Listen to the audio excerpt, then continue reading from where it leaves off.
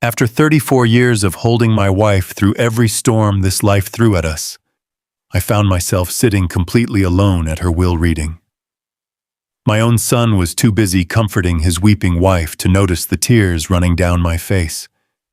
But while my daughter-in-law dabbed her perfectly dry eyes with a tissue, she leaned over and whispered to him, "She promised me everything, baby." She thought she had won. She thought the old man sitting across from her was just a broken-down fool who would quietly fade away. Then the lawyer turned to the final page and read her name aloud. And the look on her face, let me tell you, it almost made the nightmare worth it. My name is Thomas. I am 65 years old, and for 4 decades I managed logistics for major freight companies right here in Atlanta, Georgia. I spent my entire life coordinating shipping routes, making sure millions of tons of cargo got exactly where they needed to be on time. I worked brutal hours. I am talking about 12 to 14-hour shifts, missing dinners, missing holidays, sweating in warehouses, and stressing over spreadsheets, so I could provide a life for my family that I never had growing up. I thought retirement meant peaceful evenings on the back porch with my beautiful wife, Evelyn. I pictured us sipping sweet tea under the pecan trees, watching the neighborhood quiet down as the sun set. Instead, my golden years became the most brutal fight of my life. It became a fight for my home, a fight for my son, and a fight for my own sanity. Let me take you back a bit so you understand what Evelyn meant to me. She was my rock. We met when we were just kids trying to figure out the world. We built our lives from the ground up, penny by penny. Every drop of sweat that fell from my brow was for her and our son Harrison. I wanted them to have the best. After years of saving, we finally bought a beautiful 2-story colonial house in the Atlanta suburbs. It had a big yard, a wraparound porch, and a kitchen where Evelyn would cook meals that could bring the whole neighborhood to our door. It was our sanctuary. I made sure Harrison went to the best schools. I paid his tuition in full so he would never know the weight of a student loan. He grew up to be a good man working a comfortable job in corporate marketing. But Harrison always had a soft heart. He saw the good in everybody, which is a blessing in church, but a dangerous curse in the real world. He was naive, easily swayed by a pretty smile and a sweet voice. That was exactly how Chloe walked into our lives. She was 28 years old, beautiful, and played the role of the perfect traditional woman flawlessly. When Harrison brought her home, she wore modest dresses, spoke with such deep respect, and always offered to help Evelyn in the kitchen. She attended our church every Sunday, singing in the front row and charming all the elder ladies with her sweet manners. Everyone thought Harrison had found an angel. Everyone praised her to the high heavens. But I am a man who has managed thousands of people in my career. I know how to read eyes. I know how to read the silence between words. And whenever Chloe looked at our home, her eyes did not see a family sanctuary. Her eyes measured the square footage. She looked at our antique furniture, our updated appliances, and the quiet comfort of our lives with a calculating hunger. I felt an unsettling, controlling vibe radiating from her, but I kept my mouth shut. I told myself I was just being a protective father. I told myself to let my boy be happy. Then the darkest days of my life arrived. My sweet Evelyn got sick. It was the kind of sickness that sneaks up on you and then suddenly takes over everything. The doctors were grim from the start. They gave us timelines that made my knees buckle. My world stopped spinning. I took an early retirement to be by her side, but the hospital visits, the endless paperwork, and the physical toll of caring for her around the clock began to break me down. That was when Chloe stepped in. She volunteered to be Evelyn's primary daytime caretaker, so I could rest and handle the medical bills. She quit her part-time job and moved into our guest room during the week. To the outside world, she was a saint. The church folks brought casseroles and talked about how blessed we were to have such a devoted daughter-in-law. But behind closed doors, the atmosphere in my own house began to change. Chloe did not just care for Evelyn. She took over. She started gatekeeping my wife. Whenever I tried to sit with Evelyn in the afternoons, Chloe would gently but firmly push me out of the room, saying Evelyn needed absolute quiet and that my worrying energy was bad for her healing. She managed the medications, strictly controlling when and how much Evelyn received. She managed the visitors, turning away Evelyn's old friends by claiming the doctor demanded isolation. I was so blinded by grief and exhaustion that I let it happen. I was sleeping 2 hours a night, my heart breaking every time I heard my wife moan in pain. I was vulnerable, and Chloe knew it. I started noticing small things. Evelyn would seem overly sedated during the hours I was allowed to see her.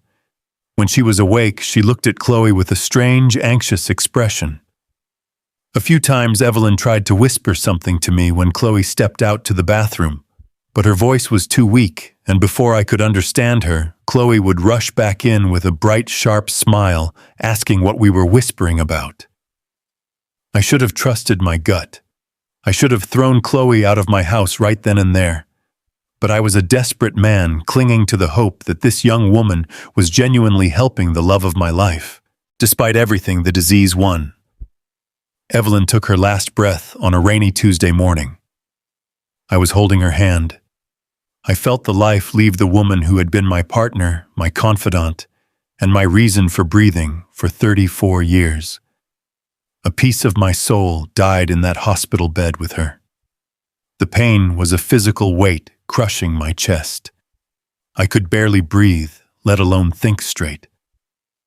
The days leading up to the funeral were a blur of tears, phone calls, and picking out a casket for the woman I thought I would grow old with. The day of the funeral, the Atlanta sky was heavy and gray, matching the sorrow in my heart. The church was packed. Evelyn was loved by everyone who knew her. Harrison stood beside me, completely broken, weeping for his mother. And then there was Chloe. She put on a performance worthy of a Hollywood movie. She wailed louder than anyone else in the sanctuary. She threw herself onto Harrison's shoulder, sobbing uncontrollably, wiping her face with a black lace handkerchief. She hugged the church elders, telling them how much she would miss her second mother. People patted her back, offering her water, treating her like the primary mourner, but I was watching her. Through my own tears, I saw the truth. Her eyes were completely dry. Every time she buried her face in Harrison's chest, she would glance over his shoulder, scanning the crowd, taking note of who was there and who was watching her. She was playing a role, making sure everyone saw her as the devoted, heartbroken daughter-in-law. It made my stomach churn, but I did not have the strength to confront her. I just wanted to bury my wife with dignity. We drove to the cemetery. The rain had stopped, leaving the ground soft and muddy. The pastor said his final words, his voice carrying over the quiet sobs of our family. I watched as the heavy wooden casket was slowly lowered into the earth. With every inch it dropped, I felt my life emptying out. I stared into that deep hole, wishing I could trade places with her, wishing I had just one more day to sit on the porch with her and hold her hand. I was drowning in a grief so profound I could not even feel the cold wind biting at my face. The service ended. The crowd slowly began to disperse, walking back to their cars, with their heads bowed. I stood by the grave, unable to move, staring at the fresh dirt. Harrison was standing a few feet away, wiping his red eyes. That was when I saw Chloe make her move. The casket was barely in the ground. The pastor had not even reached his car yet. But Chloe could not wait. I saw her grab Harrison's arm and pull him slightly away from the mourners. She leaned in close to his ear. The wind shifted, carrying her voice directly to where I was standing. "Harrison, honey," she whispered, her voice completely stripped of the sorrow she had been faking all morning. It was sharp, urgent, and strictly business. We need to call the lawyer as soon as we get to the house. We need to schedule the will reading for tomorrow morning. Harrison looked at her confused and devastated. Chloe, we just buried her. Can we please just wait? She tightened her grip on his arm, her manicured nails digging into his suit jacket. No, Harrison, she insisted, her tone hardening. We cannot wait. Your mother would want us to be practical. We need to secure the assets. We need to do it tomorrow to give your mom peace. To give your mom peace. The sheer audacity of those words hit me like a physical blow. My wife was not even fully covered with earth yet, and this woman was already trying to dig her claws into our life savings. She was standing over Evelyn's fresh grave, calculating her payday. A wave of nausea washed over me. My hands began to shake, not from the cold, but from a sudden boiling rage. I looked at Chloe, really looked at her. The sweet, devoted daughter-in-law mask had slipped, revealing the cold, greedy predator underneath. She caught me looking at her. For a split second, our eyes met. She did not look away. She did not look ashamed. She just stared right back at me with a look of pure, unadulterated entitlement, as if to say, "This is mine now, old man." I felt my jaw clench so tight my teeth ached. For 34 years, I had worked to build a safe haven for my family. I had sacrificed my body and my time to ensure Evelyn and Harrison would never have to worry about a roof over their heads or money in the bank.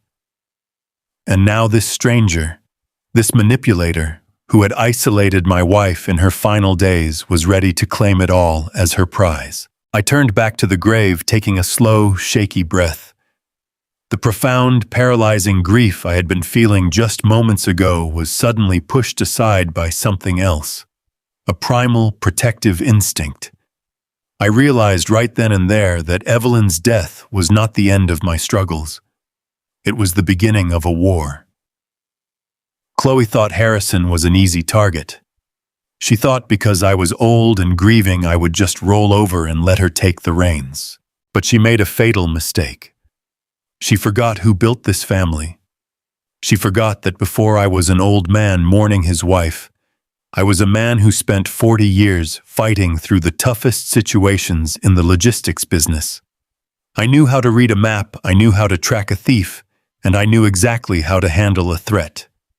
If she wanted a war over my wife's legacy, she was going to get one. I wiped the last tear from my eye, straightened my posture, and walked away from the grave. The time for crying was over. It was time to find out exactly what Chloe had been doing behind my back all those months, and I was going to tear her perfect little world apart piece by piece. The mahogany doors of the law firm felt heavier than any freight crate I had ever lifted in my 40 years of working the loading docks and managing supply chains. We were standing in the reception area of a high-end legal office in downtown Atlanta, just 3 days after we laid my Evelyn to rest in that damp Georgia clay. I was wearing my best charcoal suit, the one she bought for me for our 30th anniversary. My tie felt like a noose around my neck. I was functioning on maybe 3 hours of broken sleep and black coffee. My chest still carried that hollow, gaping ache that only a man who has lost his soulmate can truly understand. But as I sat there, staring at the generic oil paintings on the wall, I could not help but notice the stark contrast between my profound sorrow and the energy radiating from my daughter-in-law. Chloe strutted into that waiting room, looking like she was stepping onto a red carpet instead of attending a solemn legal proceeding for the woman who treated her like blood. She was wearing a designer black dress that clung too tight and cut off too high above the knee. The fabric looked expensive, probably bought with the credit card my son Harrison paid the bill on every month. She had her hair perfectly styled, and her makeup was flawless. There was not a trace of the hysterical weeping widow routine she had put on at the cemetery. Her eyes were bright alert and darting around the expensive office with a hungry anticipation. She linked her arm through Harrison's and leaned close to his ear. The waiting room was quiet enough that her whisper carried straight to where I was sitting. "She promised me everything, baby," she murmured, her voice laced with a sickly sweet confidence. "Just wait. You will see how much she appreciated all my hard work." Harrison gave a weak nod, looking exhausted and lost. My boy was still drowning in his own grief, unable to see the wolf licking her chops right next to him. I gripped the armrests of my leather chair so hard, my knuckles throbbed. The sheer audacity of her greed, just 72 hours after my wife took her final breath, made my stomach turn. I wanted to stand up and tell her to show some respect, but before I could let the anger spill out of my mouth, the heavy wooden doors opened. Mr. Hayes, a seasoned estate attorney who had known Evelyn and me for over a decade, ushered us into his spacious office. The walls were lined with thick legal volumes, and the large windows offered a sweeping view of the Atlanta skyline. But none of that mattered to me. All I wanted was to get through this final piece of business so I could go back to my empty house and mourn my wife in peace. We took our seats around a massive oak conference table. I sat at the far end alone. Harrison and Chloe sat opposite me. Chloe immediately crossed her legs and leaned forward, resting her manicured hands on the polished wood. She looked like a predator, ready to pounce on a fresh kill. Mr. Hayes adjusted his reading glasses and looked at us with a somber expression. He expressed his deepest condolences to me and Harrison, his voice gentle and respectful. Chloe nodded along, playing the part of the grieving family member, but her foot was tapping restlessly against the thick carpet. She was impatient. She did not care about condolences. She cared about the bottom line. The attorney opened the thick manila folder and began to read the last will and testament of my beloved Evelyn. Hearing her full name spoken in that sterile legal context sent a fresh wave of agony crashing over me. It made her death feel so final, so permanent. The legal jargon flowed from Mr. Hayes' lips, detailing the life we had built together, piece by piece. He read through the primary assets first. The 2-story colonial house in the suburbs, the vehicles, the savings accounts, the mutual funds, and the life insurance policy. Every single asset was divided exactly as Evelyn and I had planned years ago. The bulk of the estate, the house, and the primary financial accounts went directly to me as her surviving spouse. A substantial trust fund and a percentage of the liquid assets were designated for Harrison to ensure his future security. As the attorney listed off the sums and the property deeds, I kept my eyes fixed on Chloe. I watched her perfectly painted face go through a fascinating transformation. At first, she maintained a tight, polite smile, expecting her name to be called at any moment. But as Mr. Hayes moved from the real estate to the bank accounts and then to the investment portfolios without mentioning her, that smile began to crack. Her posture stiffened. Her foot stopped tapping and began to bounce with agitated force. She looked at Harrison, her eyes wide with a silent, demanding question. Harrison just stared at the table, completely oblivious to his wife's mounting fury. He was listening to the echoes of his mother's love through the provisions she had made for him. He was mourning. Chloe was calculating. The reading of the main assets concluded, and Mr. Hayes paused to take a sip of water. The room was silent, save for the hum of the air conditioning. Chloe shifted in her seat, her face flushed with poorly concealed anger. She opened her mouth, ready to interrupt the proceedings and demand an explanation for why her months of supposed dedicated caretaking had not been rewarded with a massive financial windfall. But before she could speak a single poisonous word, the attorney cleared his throat and adjusted his glasses once more. "There is one final codicil," he announced. A specific provision added by Evelyn shortly before her passing. The air in the room suddenly shifted. Chloe's mouth snapped shut, and she leaned forward again, her eyes widening with renewed hope. The greedy hunger returned to her face, instantly erasing her momentary disappointment. She gripped Harrison's arm, squeezing it tight, as if bracing herself for the grand prize she had been waiting for all along. I felt a knot form in my throat. Evelyn had never mentioned a late addition to her will. What could she have possibly added in those final agonizing days when her mind was clouded with pain and heavy medication? Mr. Hayes looked down at the document and read aloud. To my daughter-in-law, Chloe. Chloe's posture instantly relaxed.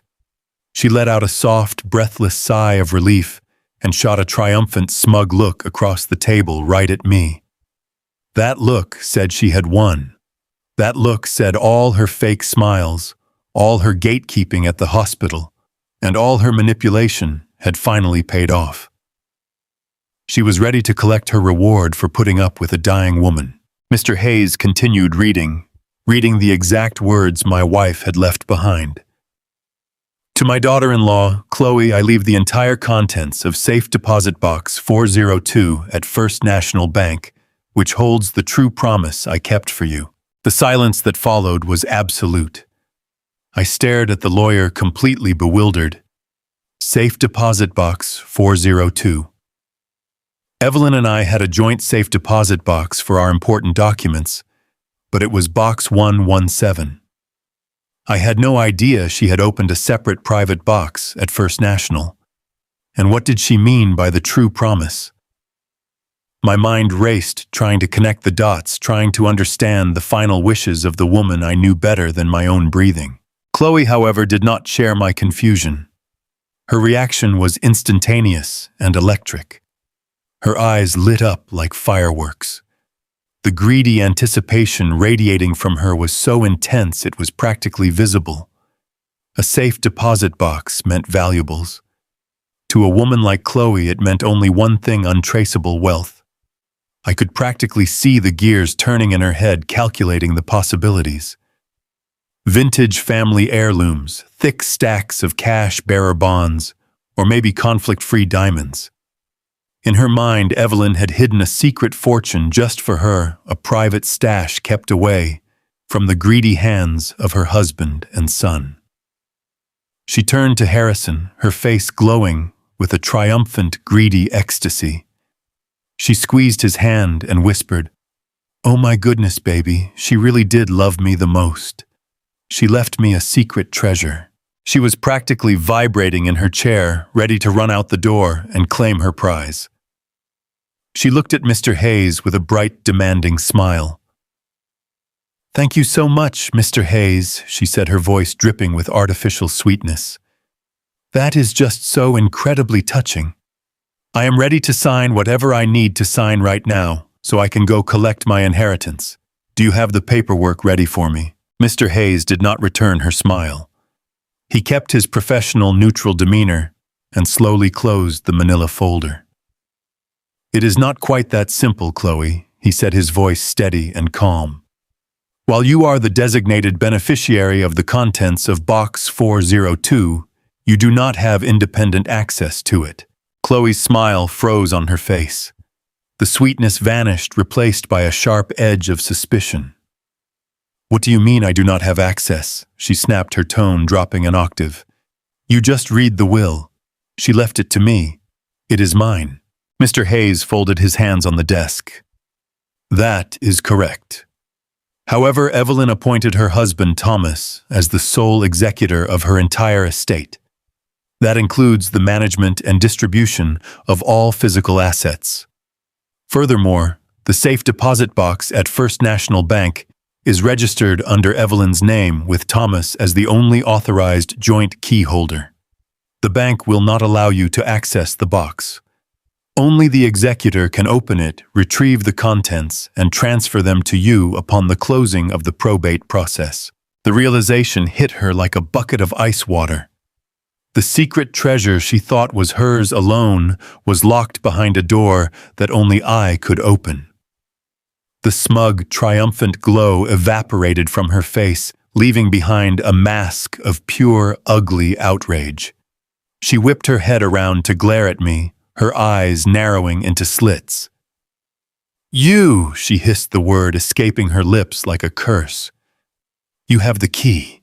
I sat back in my leather chair, absorbing the absolute shock of the moment. I had the key. I had the power. Evelyn had given Chloe a mystery box, but she had made absolutely certain that I was the one standing at the gate. My beautiful, brilliant wife, even in her final days, had orchestrated a scenario that forced this manipulative woman to go through me. I did not know what was in that box, but knowing Evelyn, I knew it was not a reward for Chloe's cruelty. Yes, Chloe, I replied, my voice low and gravelly. It seems I am the one who has to open that box for you. She stood up so fast her chair scraped loudly against the hardwood floor. Harrison jumped, startled by her sudden aggression. Chloe, baby, what are you doing? He asked, reaching for her hand. She ignored him completely, keeping her furious gaze locked on me. Fine, she snapped, her voice trembling with barely contained rage. Let us go, right now. The bank is only 10 minutes away. We are going straight there. You are going to open that box and give me what belongs to me. Mr. Hayes stood up, raising a hand in a calming gesture. Please, everyone, let us maintain decorum. The probate process takes time. There is paperwork to file, court approvals to obtain. It could be weeks before any assets are distributed. Weeks, she practically screamed, turning on the lawyer. I am not waiting weeks for what my mother-in-law left me. That box is mine. He has the key. There is no reason we cannot go get it right this second. Her mask was completely gone now. The sweet, devoted church-going daughter-in-law had vanished, leaving only a frantic, greedy woman, demanding her payout. The sheer disrespect of her behavior, the total disregard for the solemnity of the moment, and the raw grief her husband was experiencing, pushed me past my breaking point. The slow, burning anger I had felt at the cemetery finally erupted into a cold, hardened resolve. I stood up from the conference table, buttoning my suit jacket with deliberate, slow movements. I looked at her with a calm that terrified even me. We are not going anywhere, Chloe, I said, my voice dropping to a deadly quiet register. Excuse me, she demanded, placing her hands on her hips. You heard me, I replied, stepping around the table. My wife has been dead for 3 days. My son is sitting right next to you, drowning in sorrow. And you are throwing a temper tantrum in a law office because you want to get your hands on a mystery box. It is disgusting. You are disgusting. I will open that box when I am legally required to do so, and not 1 second sooner. Harrison finally stood up, looking between us with wide, panicked eyes. Dad, please do not talk to her like that. She is just emotional. I looked at my son, my heart aching for his blindness. She is not emotional, Harrison. She is greedy. Open your eyes, son. Chloe let out a dramatic scoff, throwing her hands in the air. This is unbelievable, she cried, playing the victim once again. You always hated me. You never wanted me in this family. Evelyn was the only one who truly loved me, and now you are trying to keep her dying gift away from me out of pure spite. Harrison, tell your father to stop being so cruel to me. Harrison looked at me pleadingly. Dad, please let us just go to the bank. It will give her closure. Let us just get it over with so we can all go home and rest. I shook my head, the disappointment heavy in my chest. No, Harrison. I am the executor of this estate. I make the decisions. And my decision is that I am going home to mourn my wife. The bank can wait. I turned to Mr. Hayes, shook his hand, and thanked him for his time. I did not look at Chloe again. I walked out of the office, down the long carpeted hallway, and into the elevator. By the time the doors closed, I could hear the sharp, rapid clicking of Chloe's heels storming after me. When I reached the underground parking garage and unlocked my car, she was right behind me, dragging Harrison by the sleeve. She stepped in front of my car door, blocking my way. You are taking me to that bank, Thomas, she demanded, dropping the respectful father title she usually used in public. "I know my rights. You cannot keep my property from me." I looked down at her, noting the desperate, unhinged glint in her eyes. I took a step closer, towering over her, using every inch of my height to make her understand exactly who she was dealing with. "Move out of my way," I commanded. She did not budge. She crossed her arms, her face red with fury. "No, we are going right now. If you do not drive me there, I will call the police and tell them you are stealing from my inheritance." The sheer audacity of her threat, the absolute lack of shame, was staggering. I let out a low, dark chuckle that made her flinch. "You want to call the police?" I asked softly. "Go ahead. Call them. Tell them your father-in-law refuses to skip the legal probate process on the day after his wife's funeral. Let us see how fast they laugh you off the phone." She opened her mouth to argue, but I did not give her the chance. I reached past her, grabbed the handle of my car door, and pulled it open, forcing her to step back. "Get out of my face, Chloe," I said, my voice hard as stone. "You are not getting in my car. You are not getting a ride from me. And you are certainly not dictating how I manage my wife's estate.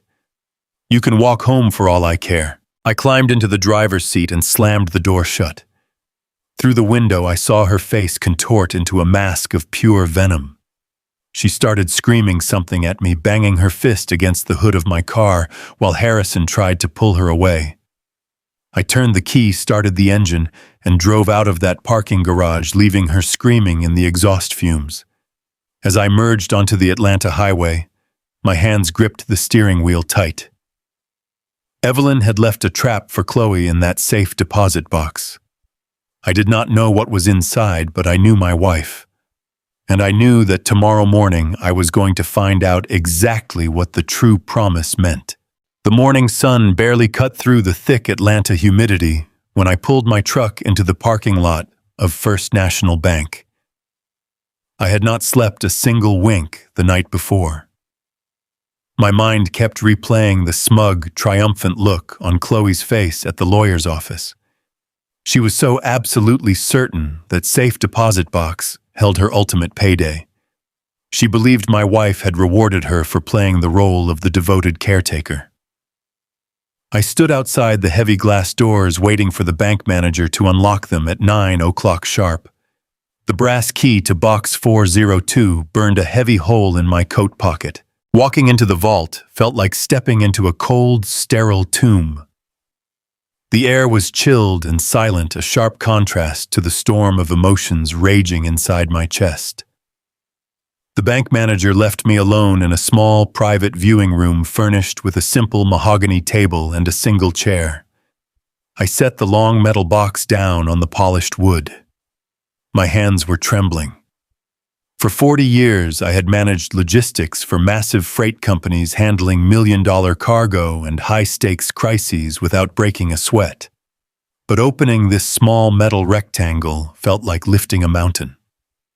I took a deep breath, asked Evelyn for strength, and opened the lid. There were no diamonds inside. There were no vintage family pearls or thick stacks of bearer bonds. Instead, sitting at the bottom of the empty tin were three very ordinary items: a small, spiral-bound notebook, a cheap prepaid cell phone, and a thick, sealed manila envelope. I frowned, staring at the objects. This was the grand treasure Chloe was ready to rip from my dead wife's hands. This was the prize she was willing to scream at a grieving widow for. I reached for the notebook first. The cover was worn at the edges. When I opened it, I immediately recognized Evelyn's beautiful, neat cursive.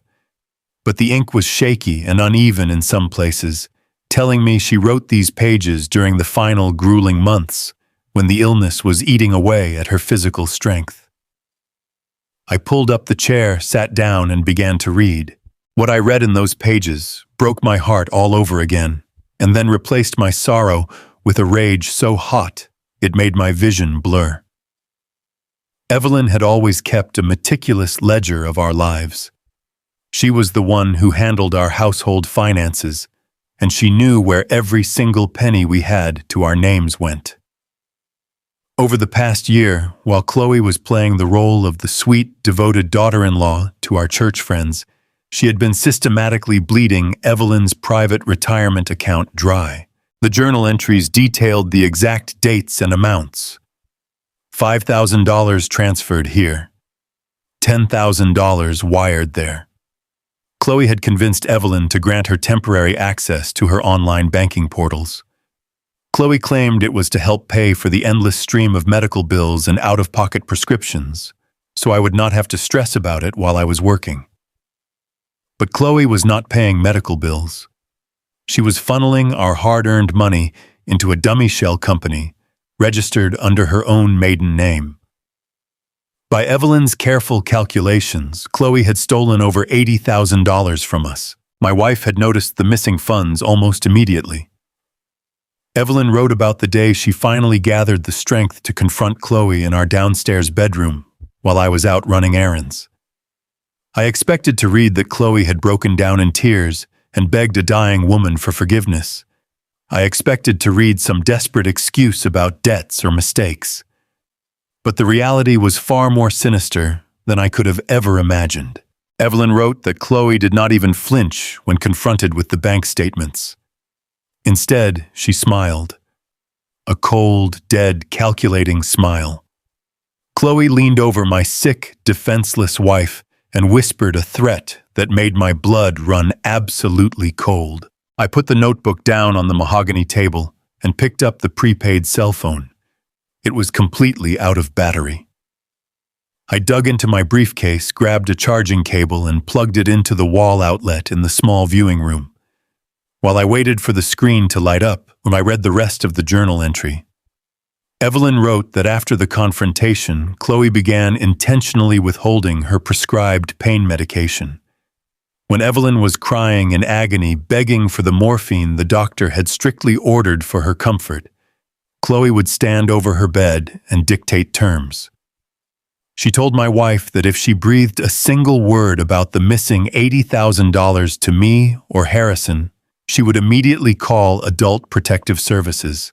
Chloe threatened to show the authorities the unavoidable bruises from Evelyn's frequent medical falls and claimed that I was physically abusing my dying wife. She told Evelyn she would make sure I spent the rest of my retirement years rotting in a federal prison and that she would poison Harrison's mind so he would be too disgusted to ever speak to his father again. My brave, beautiful Evelyn stayed quiet to protect me. She suffered an unimaginable physical agony just to keep me safe from a false accusation that would have destroyed my life. She let Chloe torture her to protect our family. The burner phone finally vibrated to life on the table. I unlocked the screen. There was no passcode. I opened the message application and found hundreds of text threads. They were all sent to a single contact saved under the letter D. I started scrolling through the messages, and the truth hit me like a runaway freight train. The messages were romantic, highly explicit, and full of pure venom toward my son. The man on the other end of the line was Derek. Derek was the smooth-talking local contractor we had hired last summer to remodel our kitchen. I remembered him clearly. He was a tall, athletic guy who always had a joke ready and spent entirely too much time drinking sweet tea on our porch while his crew worked. Chloe and Derek had been carrying on an aggressive affair right under our noses, in the very house I worked my whole life to pay for. The texts proved that the $80,000 Chloe stole from Evelyn was being directly used to fund Derek's failing construction business. They were laughing at my son in these messages. They called Harrison a blind idiot and a pathetic pushover. They talked about how incredibly easy it was to manipulate him into buying Chloe whatever she wanted. In one message, Chloe bragged to Derek about how she was starving the old lady of her medication just to keep her mouth shut. She joked about how gullible I was, thanking her for taking care of my wife while she was actually torturing her. Reading those words, seeing the absolute lack of human empathy, made my stomach physically churn. I felt a violent sickness gripping my throat. My wife died in absolute torment because of the monster my son brought into our sacred home. I sat in that quiet bank room for a long time, staring at the glowing screen of the phone. I thought I had uncovered the worst of it. I thought the theft, the affair, and the horrific blackmail were the absolute limits of Chloe's depravity. But there was still one item left inside the metal box: the sealed manila envelope. It was thick and heavy, securely taped shut from all sides. Evelyn had written the word "truth" across the front in bold, shaky letters.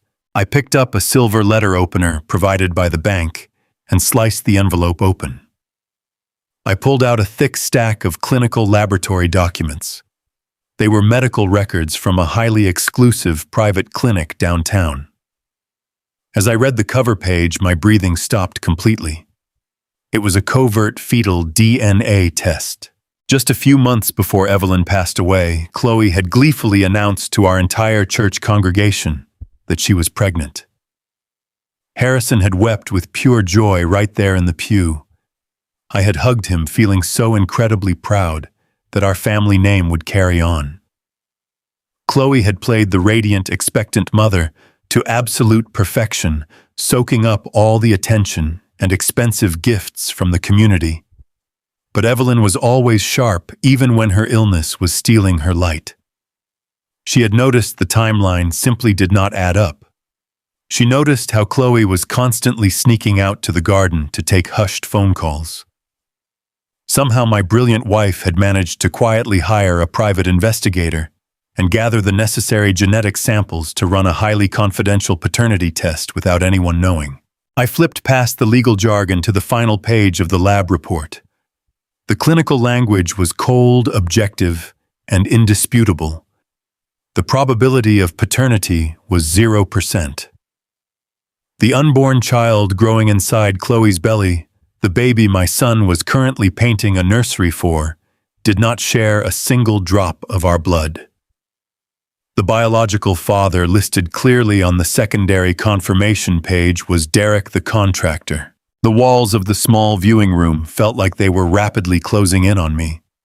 I dropped the heavy stack of papers onto the table and buried my face in my rough hands. The sheer, massive magnitude of the deception was suffocating. Chloe had not just stolen our life savings. She had not just tortured my dying wife in her most vulnerable hours. She was actively planning to trick my loving son into raising her lover's child for the rest of his natural life. She was going to drain Harrison completely dry, tie him down with a lifetime of child support for a kid that belonged to the man she was sleeping with, and eventually leave him totally broken. I thought about my son. Harrison was a good man, but he was gentle to a fault. He believed in the absolute sanctity of marriage. He believed in giving people his complete trust. This revelation was going to obliterate his world. It was going to rip his heart right out of his chest and stomp it into the ground. For a brief, agonizing moment, a profound, crushing wave of grief washed over my shoulders. I wanted to cry for Evelyn's terrible, silent suffering. I wanted to cry for my son's stolen future and his shattered innocence.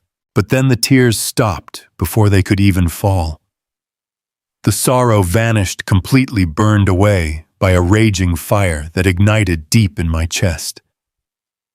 I opened my eyes and looked down at the documents spread across the dark mahogany table. The handwritten journal, the burner phone, the DNA test. Evelyn had not left these things behind for me to weep over.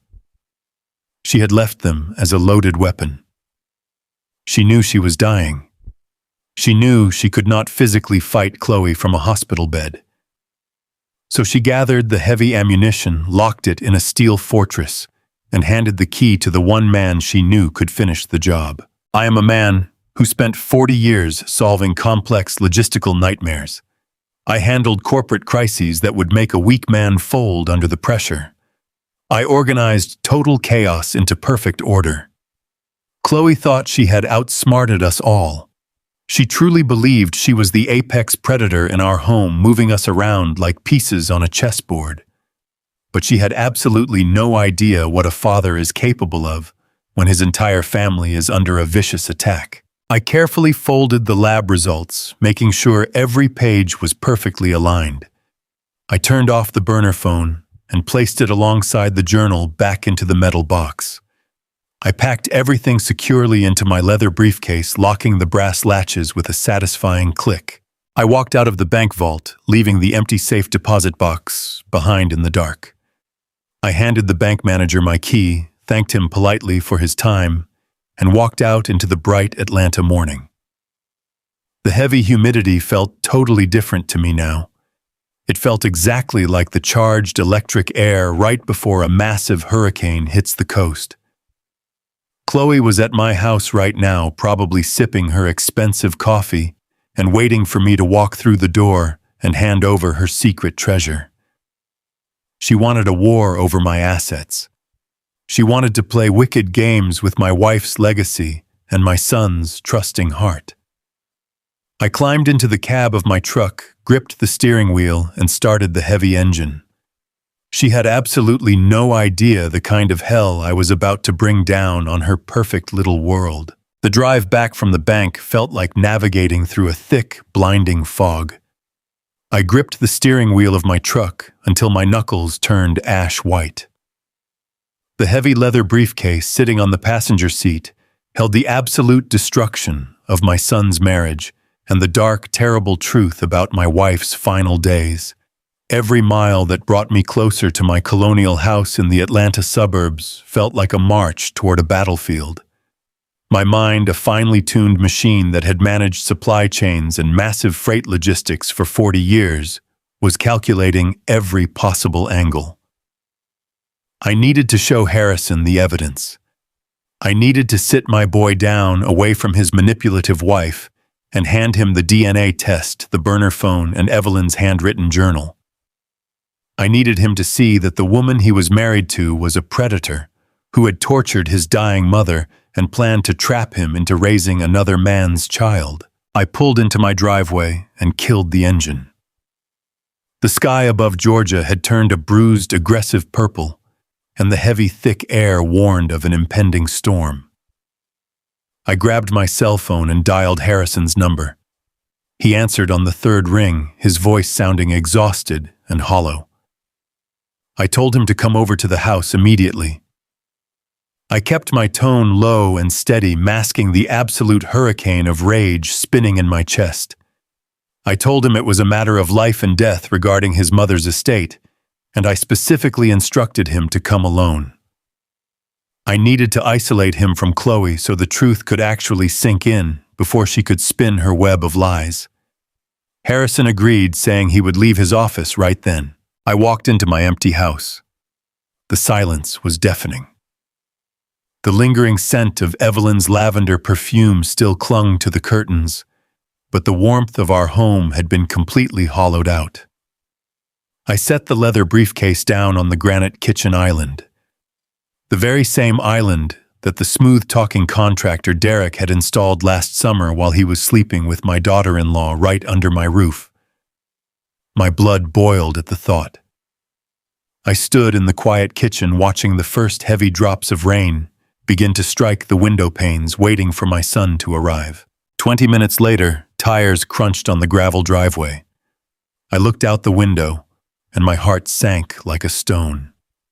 Harrison's sedan parked behind my truck, but he was not alone. The passenger door swung open before the car even fully stopped. Chloe stepped out into the rain. She did not look like the smug, victorious woman from the lawyer's office anymore. She was already putting on a masterclass performance. Her face was buried in her hands, and her shoulders were violently shaking. Harrison rushed around the front of the car, wrapping his arm around her waist, acting like a human shield for a woman who was actively destroying him. Manipulators never let their victims out of their sight. Chloe must have tracked his location or badgered him until he confessed he was coming to see me. She knew I had opened the safe deposit box. She knew her secret treasure was compromised, and she had spent the entire car ride launching a preemptive nuclear strike on my credibility. They walked through the front door, and the theatrics instantly escalated. Chloe collapsed against the entryway wall, gasping for air as if she were having a panic attack. Harrison looked at me with a mixture of profound exhaustion and defensive anger. "Dad, what is going on?" he demanded, his voice echoing in the foyer. Chloe called me, sobbing hysterically. "She said you threatened her at the lawyer's office yesterday. She said your grief is making you aggressive and unpredictable. Why did you demand I come here alone?" I stared at my son, feeling a deep, agonizing sorrow for his absolute blindness. He was a good man, a gentleman who wanted to protect his pregnant wife, but he was being played for an absolute fool. I kept my posture relaxed and my hands visible, refusing to give Chloe the aggressive reaction she was desperately trying to provoke. "Harrison," I said, my voice calm and authoritative, "I asked you to come alone because what I have to show you is going to change your entire life. The woman crying behind you is a liar and a thief. I opened your mother's safe deposit box this morning." Before I could even reach for the brass latches of my briefcase, Chloe cranked the volume of her performance to a deafening pitch.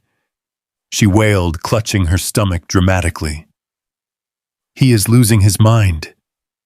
Harrison," she sobbed, her voice cracking perfectly. "I told you this would happen. He never wanted me in this family.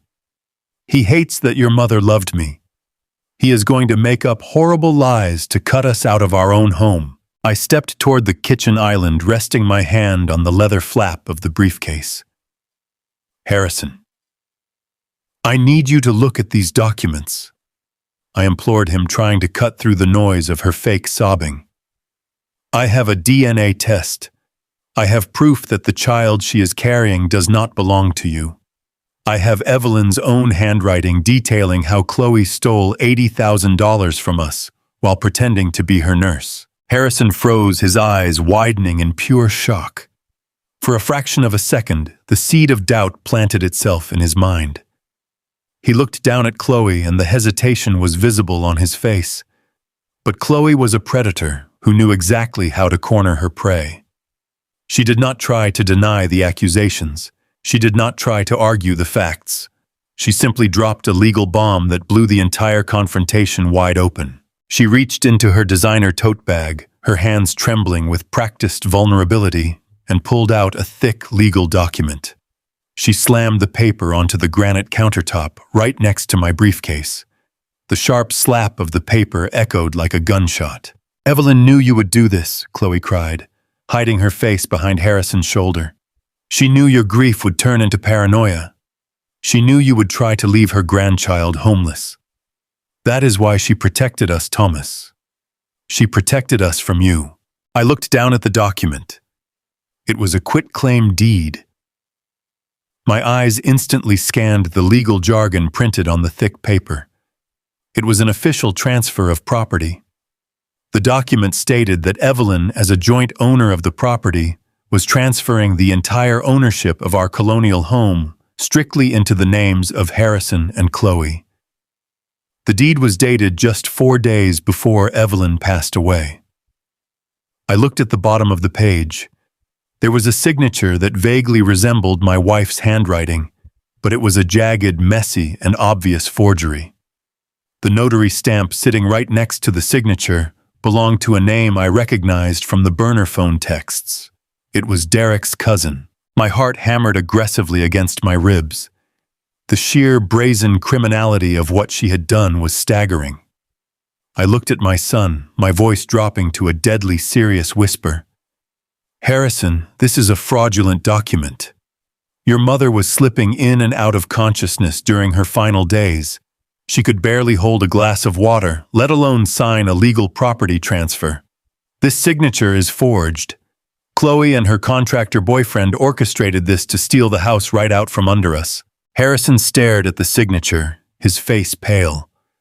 He looked like a man standing on the edge of a massive cliff, trying to figure out which way the wind was blowing. Chloe saw him wavering and immediately unleashed her ultimate weapon. She grabbed his hand and placed it directly over her stomach. "Harrison, please," she begged, her voice shrinking into a pathetic whimper. "Your mother signed this in her last lucid moment because she wanted our baby to have a safe home. She told me Thomas would try to sell it and leave us with nothing. Are you really going to let him call your mother a liar? Are you really going to let him throw your pregnant wife out onto the street?" The mention of the baby, the child he desperately believed was his own, flipped a switch inside my son's brain. The defensive wall slammed back down. He pushed the quitclaim deed back toward me, his jaw tight with misdirected anger. "Mom wanted us to have this house, Dad," he said, his voice shaking. "Why are you doing this?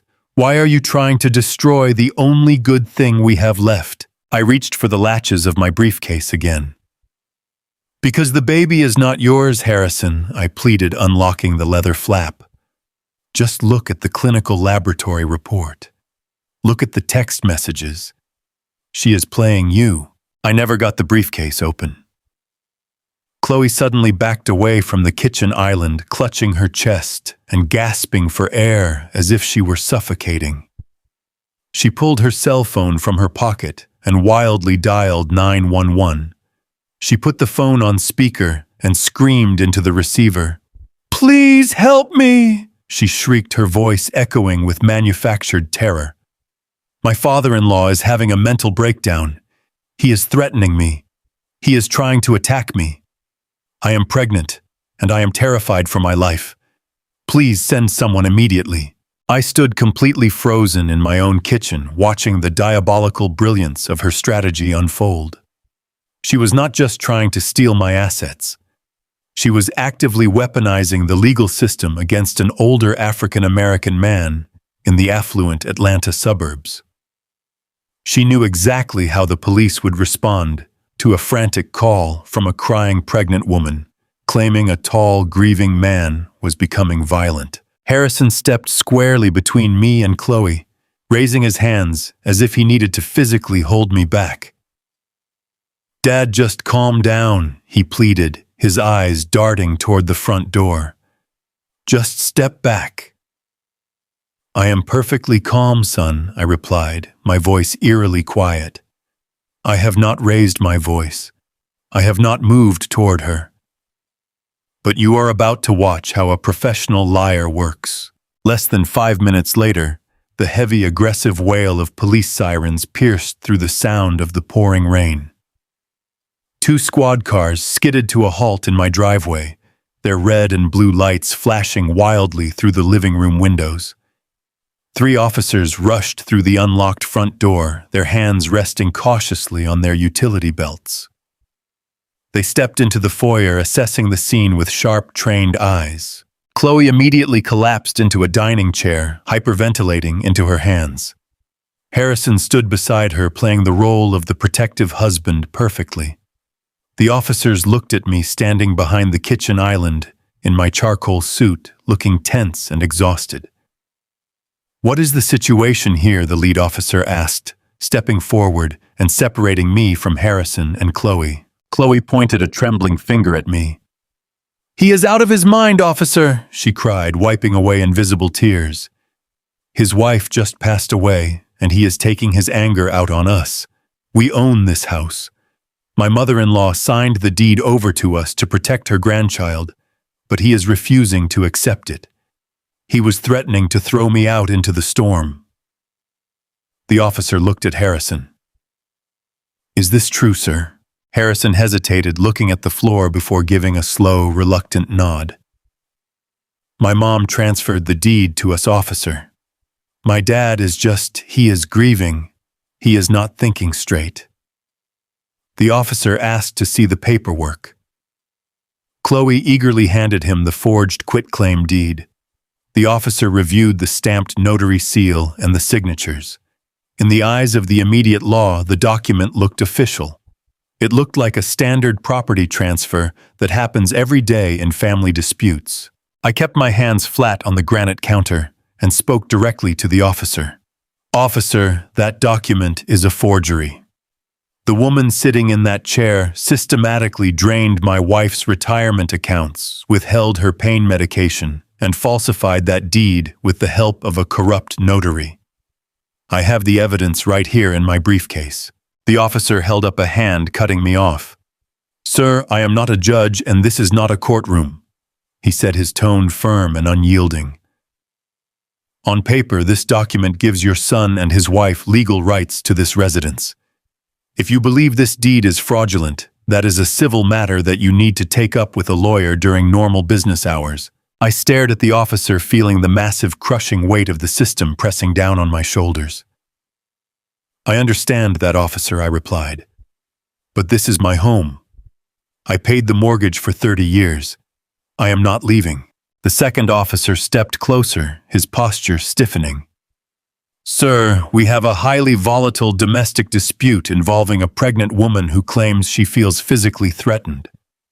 Given the fact that your name is no longer exclusively on the property deed, and tensions are dangerously high, we are going to have to ask you to vacate the premises to de-escalate the situation." "You are throwing me out of my own house," I asked, the reality of the moment finally hitting me. "We are asking you to step away for the night, to prevent any violence," the lead officer corrected. "You can gather a bag of personal belongings. You can take this up with the civil courts tomorrow. But tonight you cannot stay here. You can leave voluntarily, or we can escort you out in handcuffs. The choice is yours." I looked at Harrison. I looked at the boy I had carried on my shoulders, the boy I had worked myself to the bone to provide for. He was staring at the floor, refusing to meet my eyes. He was letting them throw his grieving father out into a storm to protect a woman who was actively destroying him. The betrayal was absolute. It was a physical pain that rivaled the agony of losing Evelyn. I did not argue with the men in uniform. I knew a losing battle when I saw one. I nodded slowly, picked up my leather briefcase, and walked up the stairs, with a police officer shadowing my every step like I was a dangerous criminal. I walked into the master bedroom where Evelyn and I had shared 3 decades of memories. I grabbed a single canvas duffel bag. I packed a few changes of clothes, my blood pressure medication, and the framed photograph of Evelyn from my nightstand. I zipped the bag shut, feeling a cold, absolute detachment settling over my mind. I walked back down the stairs. The living room was quiet. The officers stood by the door, waiting for me to exit. Harrison was still looking down at his shoes, but as I walked past the dining table, I glanced at Chloe. She was peering at me from behind Harrison's arm. For a fraction of a second, when the police officers looked away, the terrified, pregnant victim routine vanished completely from her face. Her lips curled up into a cold, victorious smirk. She had won the battle. She had successfully weaponized the law against me and stolen my fortress. I did not say a single word. I walked out the front door and stepped into the freezing, pouring rain. The heavy wooden door clicked shut behind me, locking me out of the life I had built. I stood on the wet asphalt of the driveway and let the freezing rain soak through my charcoal suit jacket. The icy water ran down my face, mixing with the tears I refused to let anyone see. I had lost my wife, my son, and my home all in the span of 1 week. I opened the door of my truck and tossed my duffel bag into the back seat. But as I sat behind the steering wheel, placing the leather briefcase carefully onto the passenger seat, the sorrow inside me evaporated. The freezing rain had washed away the grief, leaving behind a sharp, brilliant clarity. Chloe thought she had defeated an old grieving widower. She thought she had chased a broken man out into the storm. She had absolutely no idea that I was driving away with the master key to her destruction, and when I returned, I was going to bring the entire system crashing down on her head. Greg's guest bedroom smelled like stale cedar and old mothballs. It was a perfectly fine room, but it was not my room. It was not the master suite I had shared with my beautiful Evelyn for over 3 decades. I sat on the edge of the narrow mattress, staring at the beige wallpaper, as the morning sun slowly crept through the blinds. The canvas duffel bag sat at my feet, completely unpacked. Beside it rested my leather briefcase containing the absolute ruin of my family. I felt heavy, like my bones were made of wet concrete. I had spent 40 years running supply chains, moving cargo across the nation, and providing for my blood. I was a man who built things, a man who commanded respect. Now I was a 65-year-old refugee, hiding out in my brother-in-law's house, locked out of my own property. My cell phone buzzed on the wooden nightstand, shattering the quiet morning air. I looked at the caller ID. It was Harrison. A tiny spark of foolish hope flickered in my chest. I thought maybe the morning light had brought my son some clarity. I thought maybe he had realized how completely insane it was to throw his grieving father out into a storm. I answered the phone, hoping to hear my boy's voice cracking with a sincere apology. Instead, the voice that came through the speaker was stiff, distant, and incredibly cold. He sounded like a corporate stranger reading off a script that someone else had written for him. Someone named Chloe. Daddy started, not bothering to ask how I slept or if I was okay. Chloe is highly stressed from the confrontation last night. Her blood pressure is up, and the doctor said any more distress could put the baby at risk. You cannot come around the house anymore. We need space. I gripped the phone tightly, my heart dropping into my stomach. Harrison, I replied, trying to keep my voice steady. That woman is lying to you. She forged your mother's signature on that deed.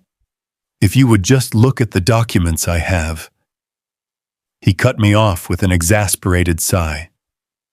Stop it, Dad. Just stop. Chloe warned me you would do this.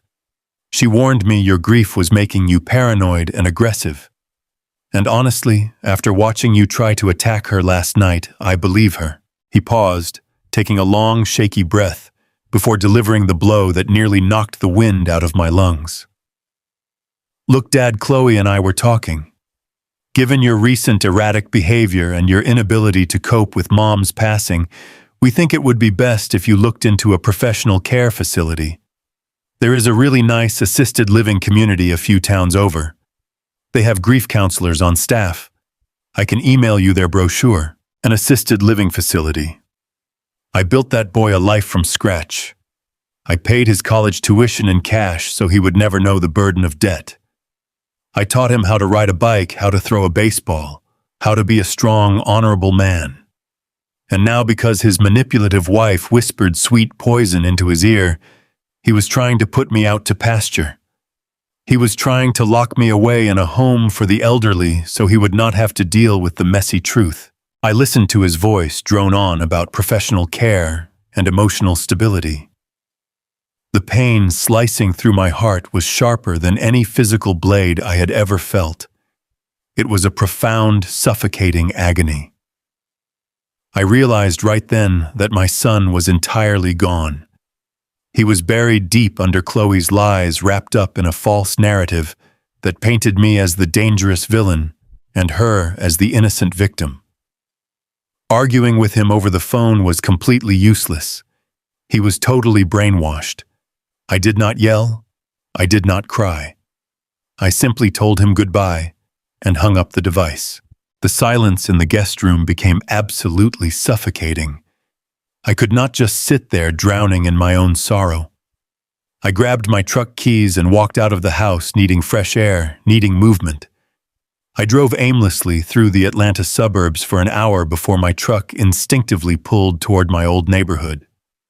I did not want to cause a scene, but a morbid curiosity forced my hands to steer the wheel toward the colonial house I had built.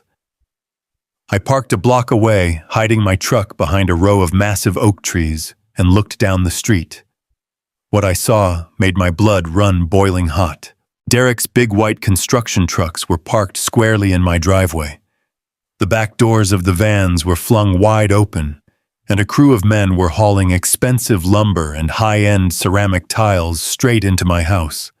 Loud, obnoxious music bumped from a portable speaker sitting on my front porch. And there was Chloe.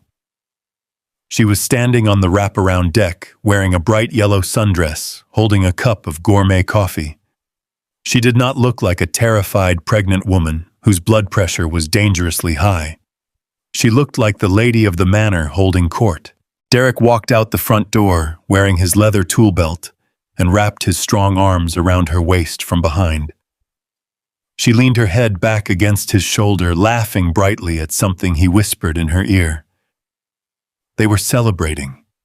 They were actively remodeling my home, turning the sacred sanctuary I built for Evelyn into their own personal playground. I gripped the steering wheel so hard my knuckles popped.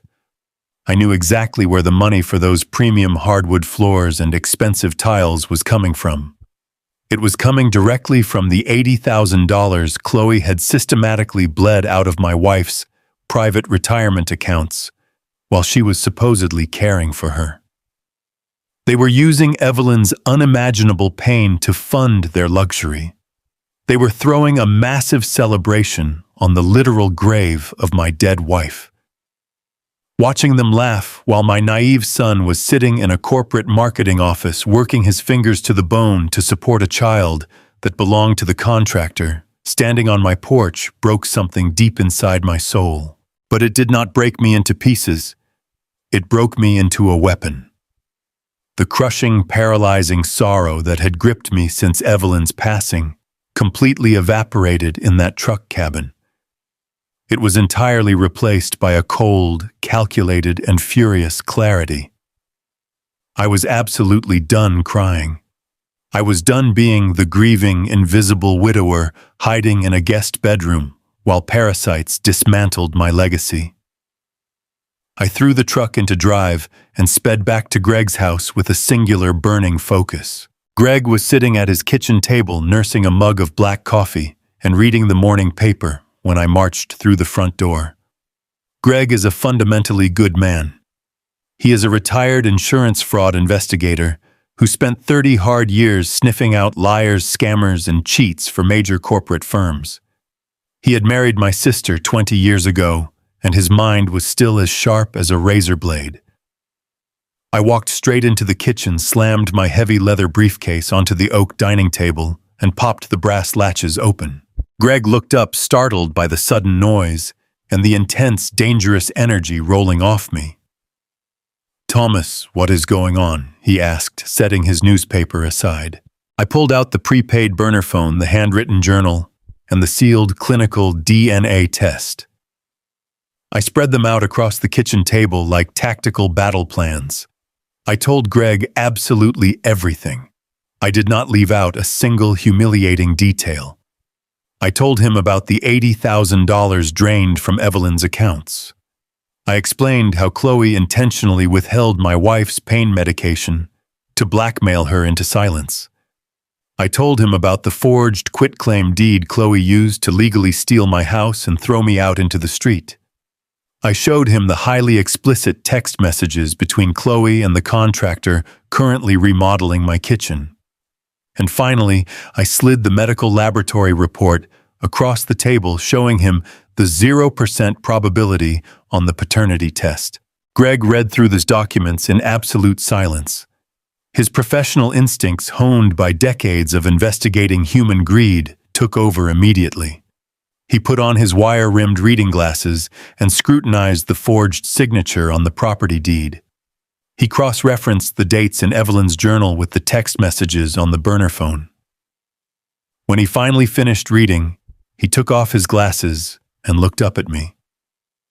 His jaw was set tight, and his eyes were burning with the exact same quiet fury that was raging inside my own chest. "This is not just a messy family dispute, Thomas," he said, his voice deadly serious. "This is grand larceny, elder abuse, and federal document forgery. This woman is a highly organized criminal predator, and she is currently destroying your son." I leaned over the table, placing my hands flat against the cool wood. "I know she is, Greg," I replied, my voice low and steady, "and I am going to stop her. But I need your help. I cannot just walk into a local police precinct and hand a desk sergeant a stack of papers. She is currently playing the terrified pregnant victim flawlessly. She already manipulated two officers into throwing me out of my own home last night. If I show up with this paperwork, she will just hire a slick lawyer, spin this into a story about a crazy grieving father-in-law, making up wild accusations, and tie me up in civil court for years while she drains my son's bank accounts dry. I need an airtight case. I need something so concrete, so undeniably devastating, that when I drop the hammer, she cannot wiggle her way out of it. Greg nodded slowly, tapping his pen against the kitchen table. His investigative mind was already mapping out the strategy.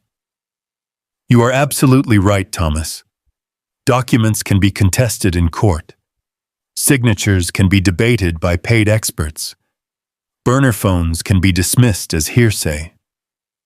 But high-definition video footage of them actively admitting to their crimes, that is the golden ticket. If we can get Chloe on tape talking to Derek about the forgery, or the stolen money, or the fake pregnancy, we can bypass the family court circus entirely. We can take the evidence straight to the district attorney and demand a criminal arrest warrant. A dark, unyielding determination settled heavily over my spirit. I knew exactly what I had to do. I knew the physical layout and the hidden blind spots of that colonial house better than I knew the lines on my own hands. I personally built the crawl spaces. I installed the custom ventilation grates. Chloe thought she had locked me out forever. She actually thought changing the deadbolts on the front door was enough to keep me away from my own property. She underestimated the man who built the fortress. I looked across the table at Greg, my heart beating, with a steady, rhythmic purpose. I told him to go online and order me the best motion-activated micro cameras money could buy. I did not care about the cost. I needed equipment that could capture crystal-clear audio and high-definition video in low light. Greg did not hesitate. He opened his laptop and began placing the expedited orders, utilizing his old industry contacts to get law enforcement-grade surveillance gear shipped directly to his house. We sat at that kitchen table for hours, meticulously drawing out a floor plan of my home, marking the optimal angles to capture the living room couch and the kitchen island. The heavy, agonizing pain of losing my wife was still there, resting deep in my soul.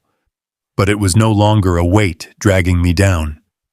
It was a fierce, burning engine driving me forward. Chloe thought she had broken me. She thought I was just an obsolete piece of logistics ready to be discarded.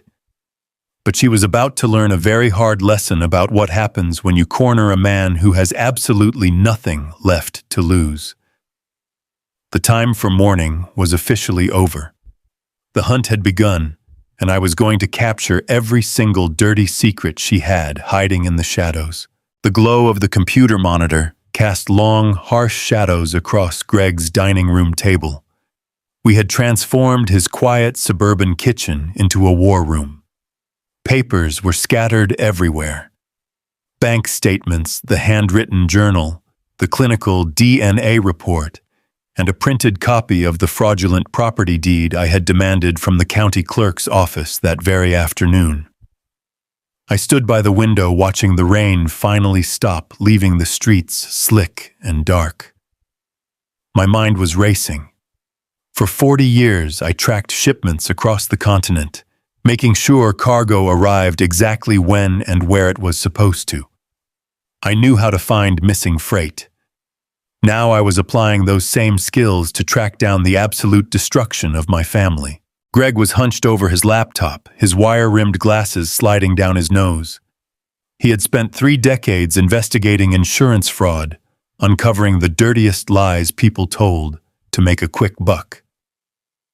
He knew exactly where to look. He tapped his pen against the screen and called me over. "Take a look at this, Thomas," he said, his voice tight with a cold, professional anger. I walked over and stared at the digital scan of the quitclaim deed Chloe had slammed on my granite kitchen counter. It was the piece of paper that had legally forced me out of my own home into the storm.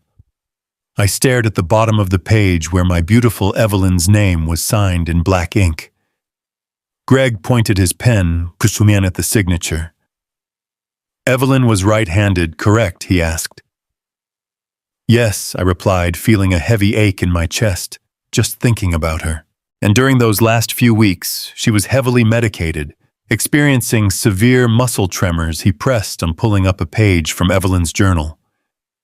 She could barely hold a spoon, Greg, I said, my voice dropping to a harsh whisper. Look at the pressure of the pen strokes on the deed, Greg explained, tracing the digital image. The loops are perfectly fluid. The pressure is completely even. There is absolutely no hesitation, no trembling in this signature. Now look at her journal entry from the same week. The letters are jagged, broken, and weak. The person who signed this property transfer did it with a steady, confident hand. This is not just a forgery, Thomas. It is an arrogant, sloppy forgery. My fists clenched at my sides. Chloe had not even bothered to make it look realistic. She was so blinded by her own greed, so certain she had me cornered, that she just scrawled my wife's name and expected the world to bow down. But Greg was not finished. He moved his cursor over to the notary stamp sitting right next to the fake signature. A legal document like this requires a certified notary public to witness the signing and stamp it into the legal record. The name on the brass stamp was Jason Miller. Greg typed the name into a public records database, cross-referencing it with local business licenses. A few seconds later, a social media profile popped up on the screen. It was a picture of a young man holding a beer standing right next to Derek, the smooth-talking contractor who had been sleeping with my daughter-in-law in my house. Jason Miller is Derek's first cousin, Greg said, leaning back in his chair. Chloe did not just forge the document. She brought her lover's family into my house to authenticate the theft. They conspired together to steal a $500,000 piece of property from a dying woman. The sheer audacity of the crime was staggering. They had weaponized the legal system against me, using a corrupt family member to legitimize a brazen robbery. I felt a surge of righteous fury burning through my veins. They thought I was just a tired old man who would walk away with my head down. They had absolutely no idea they had just handed a veteran logistics manager the exact map needed to destroy them. We moved on to the money. I needed to know exactly how Chloe had siphoned $80,000 from Evelyn's private retirement accounts without triggering a massive fraud alert at the bank. I pulled out the prepaid burner phone I had found in the safe deposit box. The battery was fully charged now. I opened the text threads between Chloe and Derek, scrolling past the sickening romantic messages until I found the logistical details of their theft. Chloe was cunning, but she was also incredibly arrogant. She had texted Derek screenshots of bank confirmation numbers bragging about how easy it was to move the cash while Evelyn was asleep. I handed the phone to Greg, and he started running the routing numbers through a corporate registry database. In the logistics business, you learn very quickly that illegal cargo never travels in a straight line. It is always routed through shell companies, dummy corporations, and blind drops to wash away the scent of the crime. Money operates the exact same way. Greg's fingers flew across the keyboard. Within 20 minutes, he hit the jackpot. The routing numbers did not go directly into Derek's personal bank account. They went into a limited liability company registered right here in the state of Georgia. The company was called Willow Creek Consulting.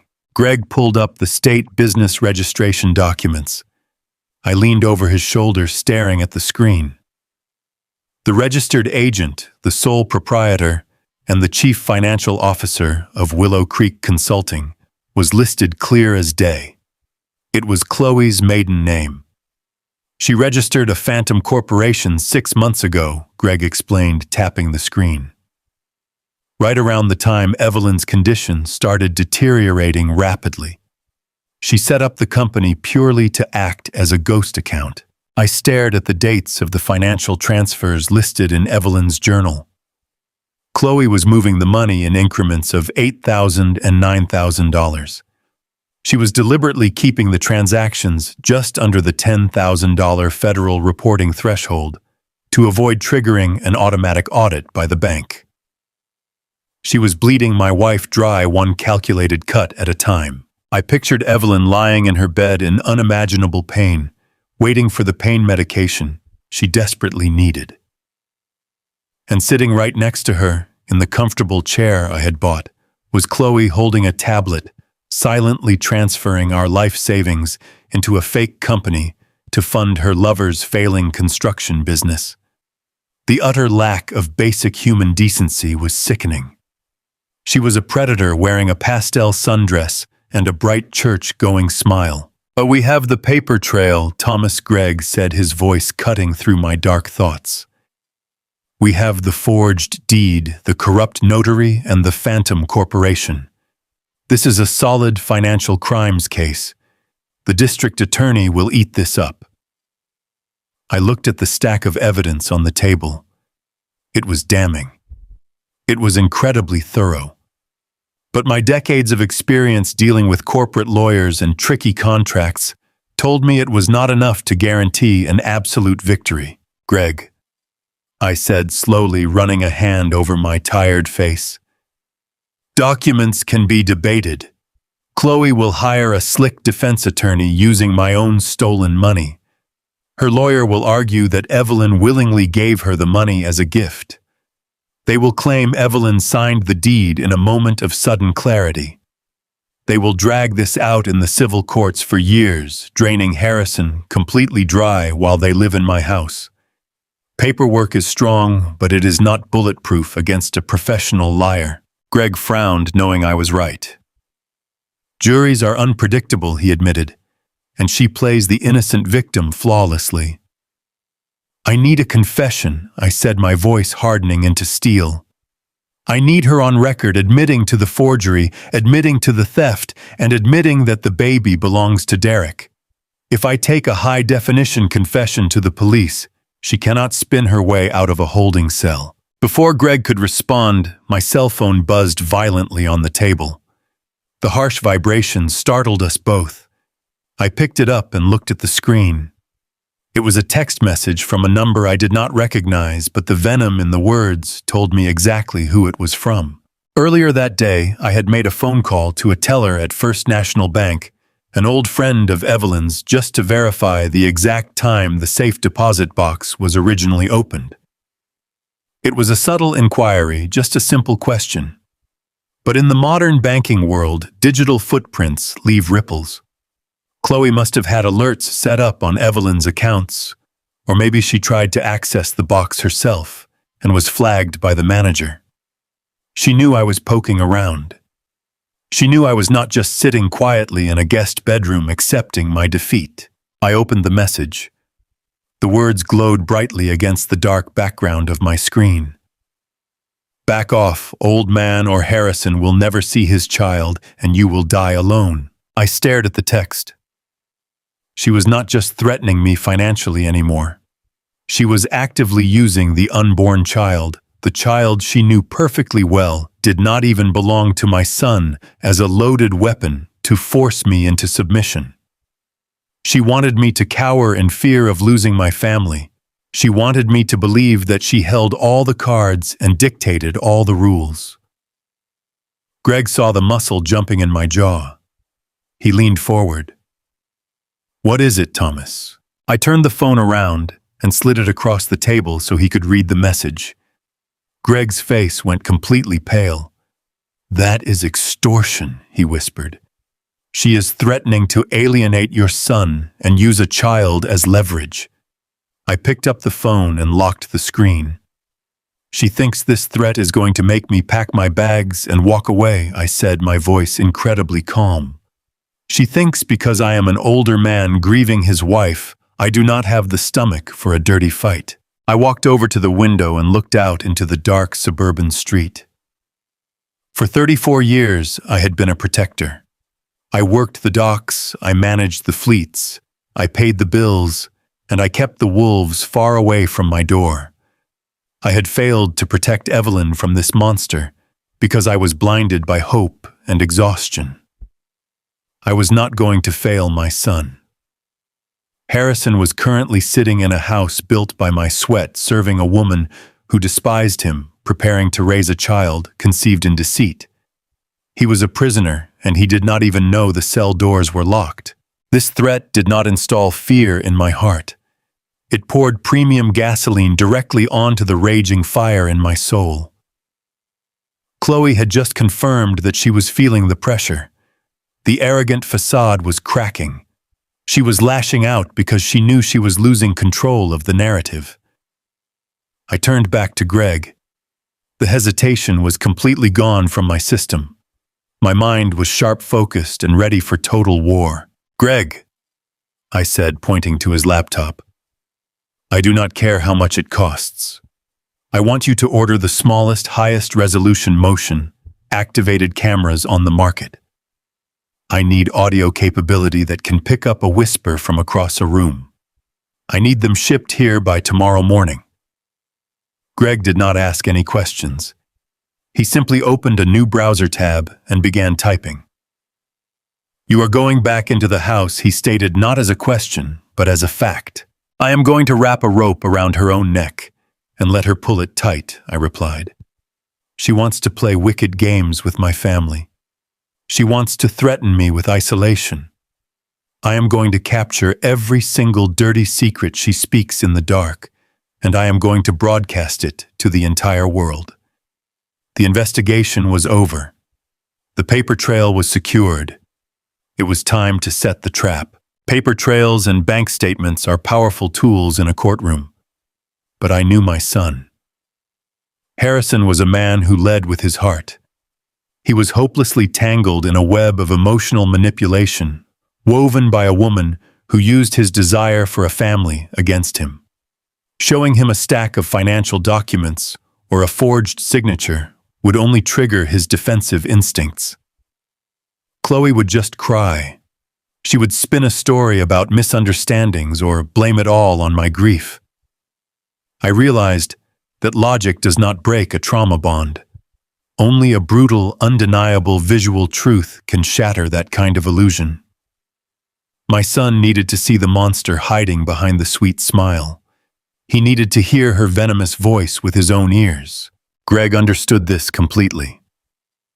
When the package of high-definition micro cameras arrived at his doorstep the next morning, we immediately went to work. These were not cheap toys.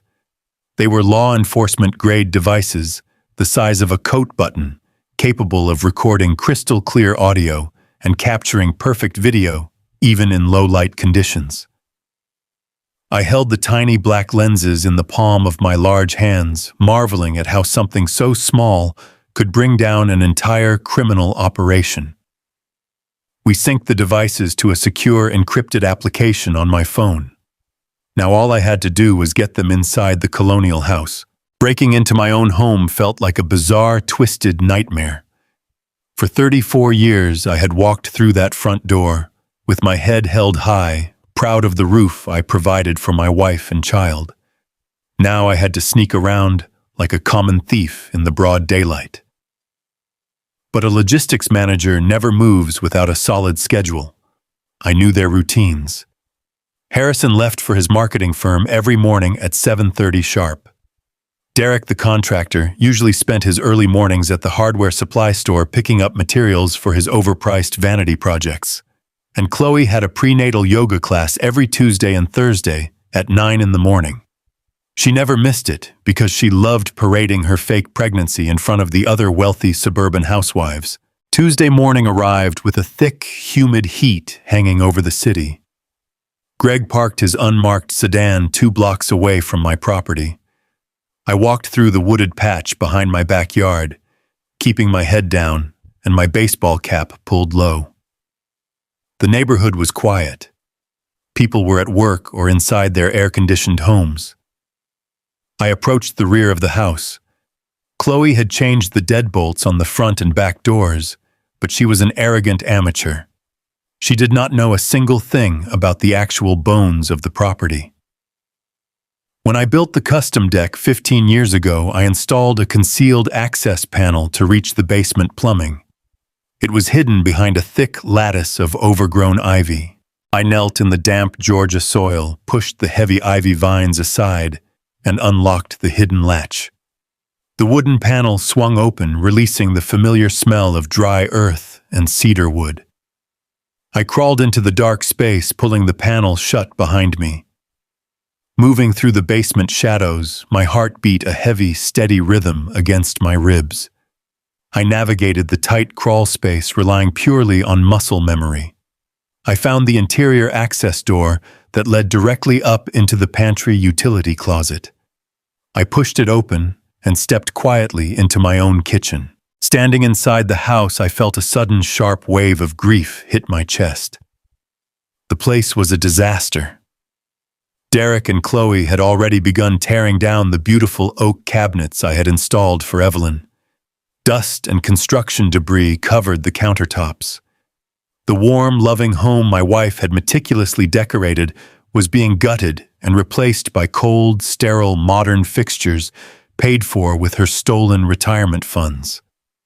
It took every ounce of discipline I had learned in my 40 years of labor to push the sorrow down and focus on the mission. I was not there to mourn. I was there to gather ammunition. I moved quickly and silently. I took the first micro camera and examined the kitchen layout. The large granite island was the central hub of the room. It was where people naturally stood to talk, drink coffee, and plan their days. I noticed a decorative fake plant sitting on top of the high refrigerator cabinet overlooking the entire kitchen space.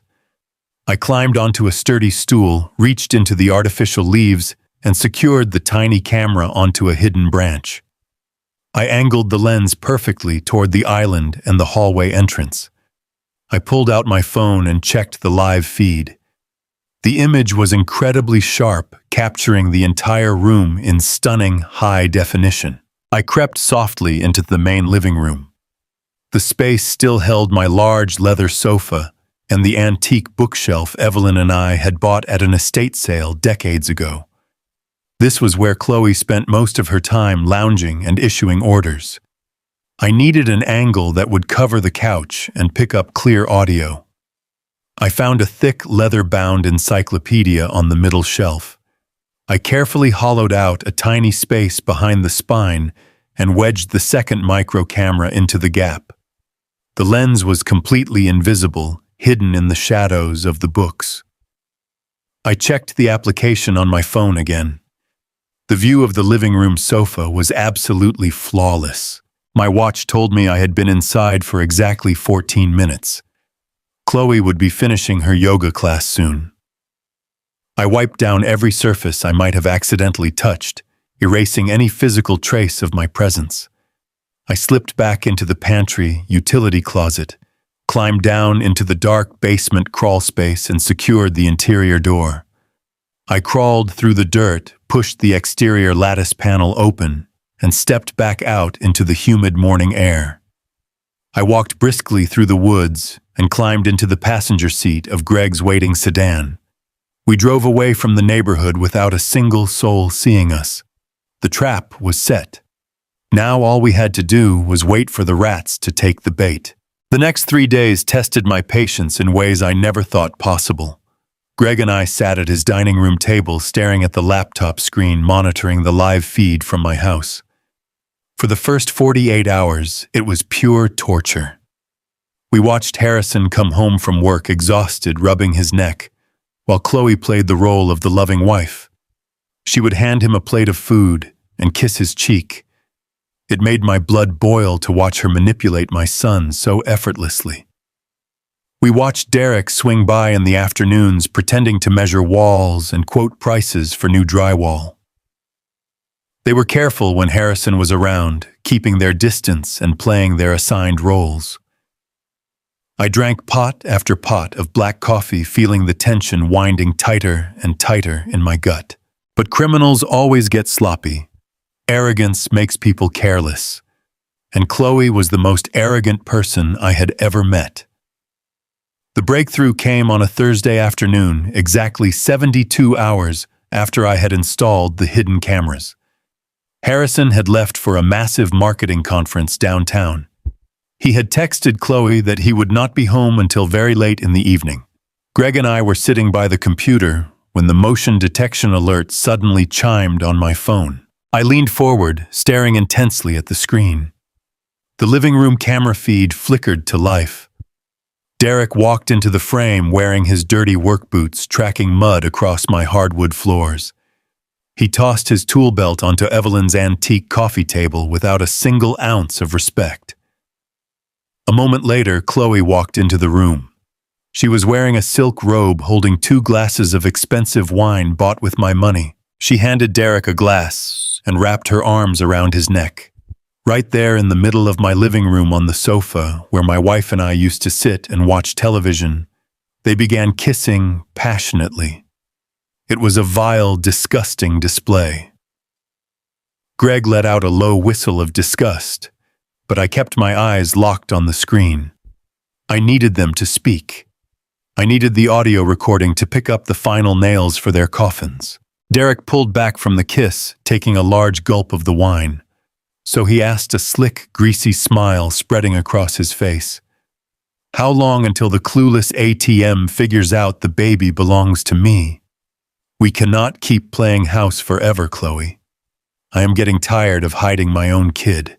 Chloe let out a loud, obnoxious laugh that echoed perfectly into the hidden microphone.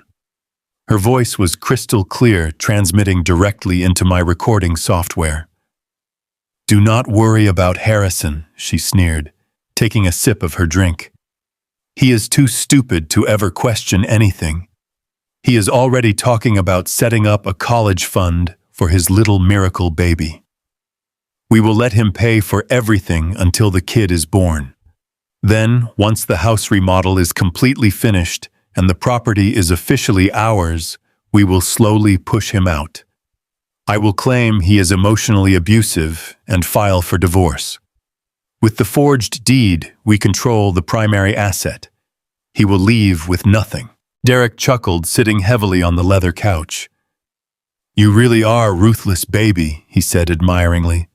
"I still cannot believe you actually got the old lady to sign that property transfer. I thought for sure she would put up a fight and tell the old man what we were doing." Chloe smirked, sitting on Derek's lap. Evelyn was too weak to fight anyone, she boasted, her voice dripping with pure, malicious pride. After I found out she was trying to snoop into my bank accounts, I knew I had to shut her up permanently. Do you know how easy it is to crush a handful of heavy sedatives into a cup of chamomile tea? I drugged her tea every single afternoon for a week. By the time I put that quitclaim deed in front of her, she could barely keep her eyes open. She did not even know what she was holding.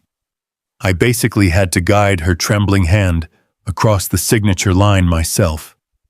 And then your cousin slapped his fake notary stamp on it and made it legally binding. It was the easiest real estate heist in Atlanta history. I stopped breathing. The air in Greg's kitchen felt completely frozen. My wife, my beautiful, strong Evelyn, had been intentionally drugged. This monster had crushed heavy sedatives into her tea, keeping her in a chemical haze to steal our home. Chloe had just confessed to elder abuse poisoning and felony fraud in one single breath. The audio file was absolutely immaculate. Every cruel, mocking word was captured, verified, and saved securely to the encrypted cloud server. Derek laughed again, pulling Chloe in for another kiss. "Well, you better make sure the old man stays out of the picture," Derek warned. "Thomas looked like he wanted to murder you at the lawyer's office. If he keeps digging, he might find the money you funneled into that consulting company." "Let him dig," Chloe scoffed, waving her hand dismissively. "Thomas is just a washed-up truck dispatcher.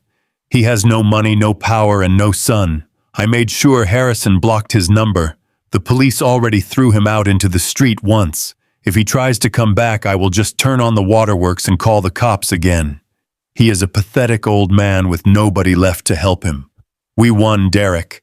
The house, the money, the future, it is all ours." I reached out, and carefully hit the stop button on the recording software. The video feed paused, freezing on the image of the two criminals clinking their wine glasses together in celebration. I slowly sat back in my chair. My heart was not racing anymore. My hands were perfectly steady. The fiery, boiling rage that had consumed me for days had refined into something much more dangerous. It had turned into absolute freezing resolve. Greg looked at me, his eyes wide with disbelief. "Thomas," he whispered, his voice filled with awe. "You have it. You have everything." That audio alone carries a mandatory federal prison sentence. She just handed you her own head on a silver platter. I looked at the digital file saved securely on the laptop screen. Chloe thought she was playing a brilliant game of chess against a weak opponent. She thought her lies were an impenetrable fortress. But she forgot that a man who spends his life mastering logistics knows exactly how to track every single movement, every single transaction, and every single whisper. The trap had worked flawlessly. The golden evidence was locked, loaded, and ready to fire. I slowly closed the laptop, feeling a grim, powerful smile spread across my face. It was time to take this undeniable proof to the authorities and prepare the ultimate destruction of Chloe and Derek. The morning air in Atlanta tasted different the day we finally drove downtown. It was not the heavy, suffocating humidity that usually choked the city during the late summer months. It felt crisp, clean, and incredibly sharp. Greg was behind the wheel of his unmarked sedan, navigating the brutal morning traffic with the calm precision of a man who had spent his entire life hunting down liars.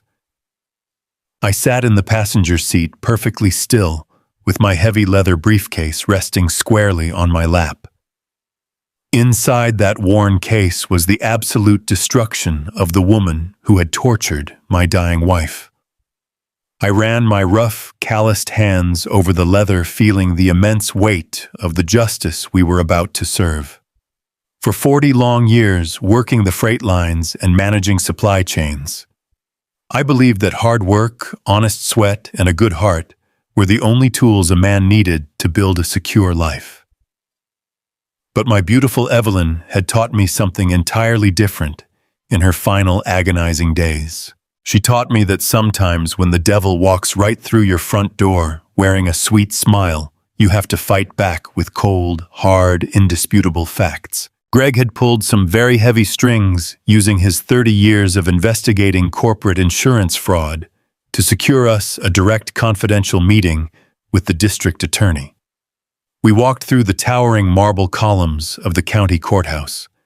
My heavy boots echoed loudly against the polished stone floors, but I was not nervous. I was not afraid. The suffocating grief that had been drowning me for weeks had completely solidified into a block of pure, unyielding steel.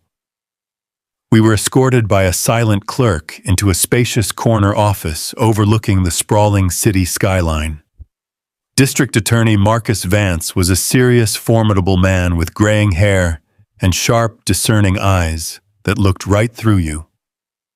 He stood up from his desk and shook my hand, offering his professional condolences for my recent loss. But I could tell immediately that he was a man of business and he did not have time for pleasantries.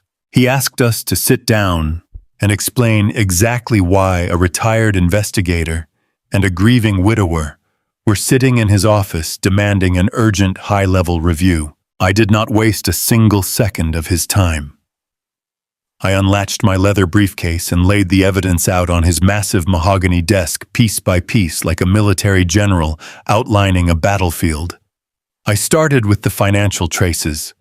I showed him the bank statements cross-referenced with the dummy limited liability corporation registered under Chloe's maiden name. I carefully explained how she had siphoned $80,000 from Evelyn's private retirement accounts, moving the cash in specific increments to deliberately stay just under the federal banking reporting limits. Vance leaned forward, putting on his wire-rimmed reading glasses, his professional interest clearly piqued by the sophisticated nature of the theft. Then I handed him the sealed clinical DNA test, proving beyond a shadow of a doubt that the unborn child my son was joyfully preparing to raise actually belonged to the contractor who was currently gutting my house. Vance studied the documents with a grim expression, but I knew paperwork alone rarely sparked a true fire in a seasoned prosecutor's belly. Documents could be argued by expensive defense attorneys, so I handed him Evelyn's handwritten journal. I watched his eyes scan the pages as my brave wife described being intentionally denied her prescribed pain medication. I watched his jaw tighten as he read how she cried in agony while her supposed loving caretaker blackmailed her into silence, threatening to accuse me of physical abuse if she spoke up. Elder abuse is a very specific type of evil, and it takes a truly depraved kind of monster to torture a dying woman in her own bed.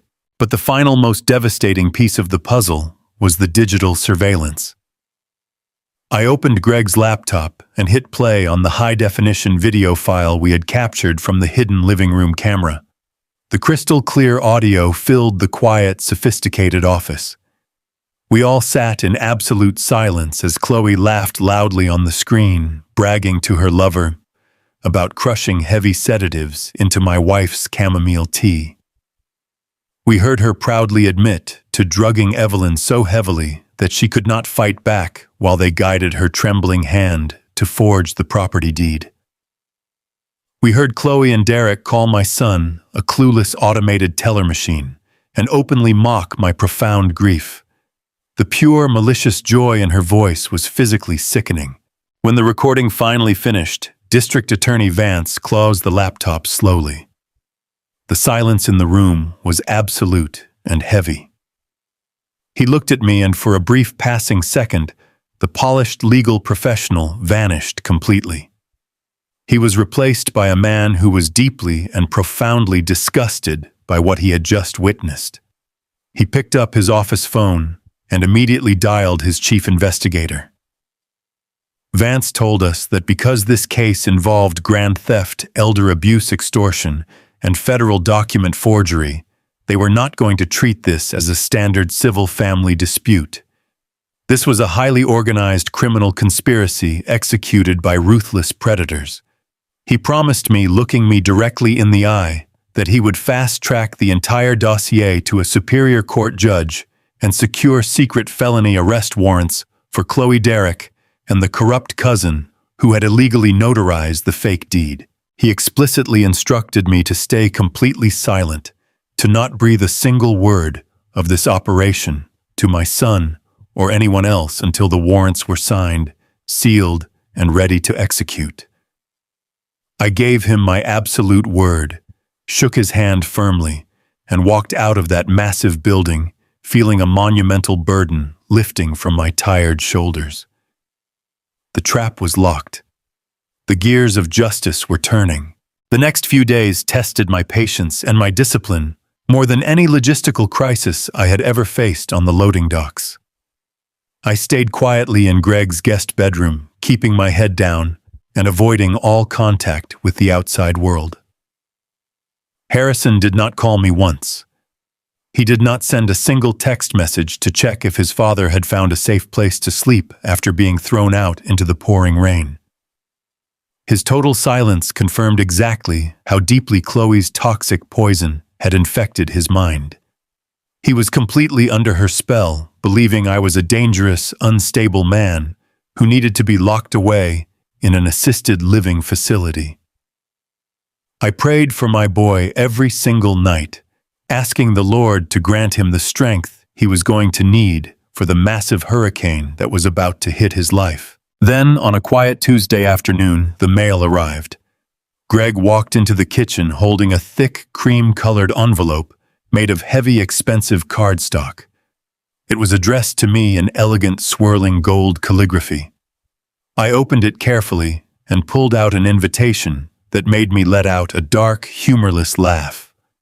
It was a formal, printed invitation to a grand housewarming and gender reveal party to be held that upcoming Saturday afternoon at my own house. Chloe was throwing a massive, catered luxury celebration to proudly show off the freshly remodeled colonial home and announce the gender of her baby to our entire church congregation, our neighbors, and our extended family network. And she had explicitly gone out of her way to invite me. The sheer, unadulterated arrogance of that piece of paper was absolutely breathtaking. She did not invite me out of the goodness of her dark heart. She invited me because she desperately wanted a front row seat to my ultimate humiliation. She wanted to parade her stolen wealth, her ill-gotten house, and her fake perfect marriage right in front of my face while surrounded by 200 smiling guests. She wanted to show me that she was the absolute uncontested ruler of my family, and that I was nothing more than a defeated, irrelevant old man who had been graciously allowed back into his former kingdom just to watch her wear the crown. She wanted me to stand quietly in the corner, defeated and broken, while my son publicly thanked her for giving him a beautiful family. It was a move of pure psychopathic dominance. I set the thick cardstock down on the kitchen table and ran a hand over my closely trimmed beard. Greg looked at me, his eyes wide, waiting for the inevitable explosion of righteous anger. He fully expected me to tear the invitation to shreds or throw it straight into the garbage can. But the anger was completely gone. What I felt in that profound moment was an absolute chilling calm. I looked at the specific date and time printed on the invitation. Saturday at 2 in the afternoon. The timing was absolutely perfect. It was a gift from heaven. I picked up my cell phone and dialed District Attorney Vance on his direct line. I told him about the party. I told him that Chloe Derrick, the corrupt notary cousin, and half the city would be standing right there in my backyard on Saturday afternoon, drinking champagne and celebrating their crimes. I suggested very calmly that if he wanted to serve those secret felony arrest warrants, there would be no better place and no better time to find all the conspirators gathered together in one highly convenient location. Vance did not laugh, but I could hear the deep professional satisfaction in his voice when he instantly agreed to the tactical plan. He told me to attend the party, to play my part as the submissive, grieving father-in-law, and to wait for his signal. I went to the closet in the guest room and pulled out my very best suit. It was a sharp, deep navy blue two-piece that Evelyn had custom-tailored for me for our 30th wedding anniversary. I took a soft brush to the fabric, making sure every single seam was perfect and immaculate. I sat on the edge of the bed and polished my leather dress shoes until they gleamed like dark obsidian glass. Chloe wanted me to show up as a broken, defeated old man wearing the heavy weight of my failure. She wanted to feed her massive ego by watching me swallow my pride, step into her newly stolen home, and accept her absolute dominance over my bloodline. I walked back into the kitchen, pulled a high-quality fountain pen from my inside jacket pocket, and filled out the small, elegant response card. I checked the gold-trimmed box that said I would gladly attend the celebration. I placed it in the outgoing mail bin, with a quiet, steady smile resting on my face. I was going to give that wicked, manipulative woman exactly what she had asked for. I was going to walk right through the front doors of my own home stand among my oldest friends and my blind, loyal son, and wait patiently for the heavy hand of ultimate justice to come knocking on the door. Chloe thought she had built an untouchable empire out of lies and stolen money. She had no idea that the foundation was already rigged with explosives, and I was holding the detonator. The drive over to this property felt entirely different this time. The crushing, heavy sorrow that had been weighing down my chest for weeks was completely gone. In its place was a cold, sharp, and undeniable clarity. The afternoon sun beat down on the Georgia asphalt, but inside the cab of my truck, the air felt like absolute ice. I was wearing the deep navy blue suit that Evelyn had custom-tailored for me for our 30th anniversary. I brushed my hands over the smooth fabric, feeling the memory of her loving touch. For 40 years, I had managed logistics, keeping my head down, working myself to the bone to provide a pristine, secure life for my family. I had built a fortress of love for my wife and my son. Now that fortress was overrun by wolves. I looked at the passenger seat where the metal box from Safe Deposit Box 402 rested securely inside my heavy leather briefcase. Next to it was my phone loaded with the golden evidence that would burn Chloe's wicked empire straight to the ground. I took a deep, steadying breath, turned off the engine, and stepped out into the humid air. The walk down the familiar tree-lined street felt like a slow, deliberate march toward a monumental reckoning. As I approached my property, the sheer, staggering audacity of the event became painfully clear. Cars lined both sides of the street, stretching all the way down the block. Chloe had not just thrown a small, casual gathering. She had hired a professional valet service to park cars in my own driveway. I watched a young kid in a black vest jog past me to retrieve a luxury sedan. The front lawn was decorated with massive, extravagant balloon arches in bright pastel pink and blue colors. A massive white catering tent was set up in the backyard, and the loud thumping bass of popular music vibrated through the thick afternoon air. They were throwing a lavish festival of greed, funded entirely by the $80,000 Chloe had stolen from my dying wife. I did not wait for an invitation to go inside.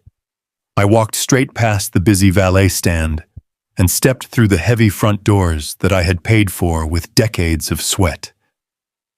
The moment I crossed the threshold, the overwhelming scent of gourmet catered food and expensive floral arrangements hit my face. The interior of the house was completely unrecognizable. The warm, rustic oak floors Evelyn had loved so much were gone, replaced by cold, imported white marble. The cozy living room walls had been knocked down to create a massive open-concept space. Every single detail screamed of reckless, unearned wealth. I stood quietly in the crowded foyer, observing the party of wolves. The house was packed to the brim with over 100 guests. I saw members from our church congregation holding crystal champagne flutes. I saw my old neighbors laughing and eating bacon-wrapped appetizers. They were completely oblivious to the dark, horrific truth hiding beneath the surface of this joyous occasion. They thought they were celebrating a beautiful young couple stepping into a blessed new chapter. They had absolutely no idea they were dancing on the fresh grave of the woman who had welcomed them into this neighborhood 30 years ago. My eyes scanned the massive room until I found the architect of this entire nightmare.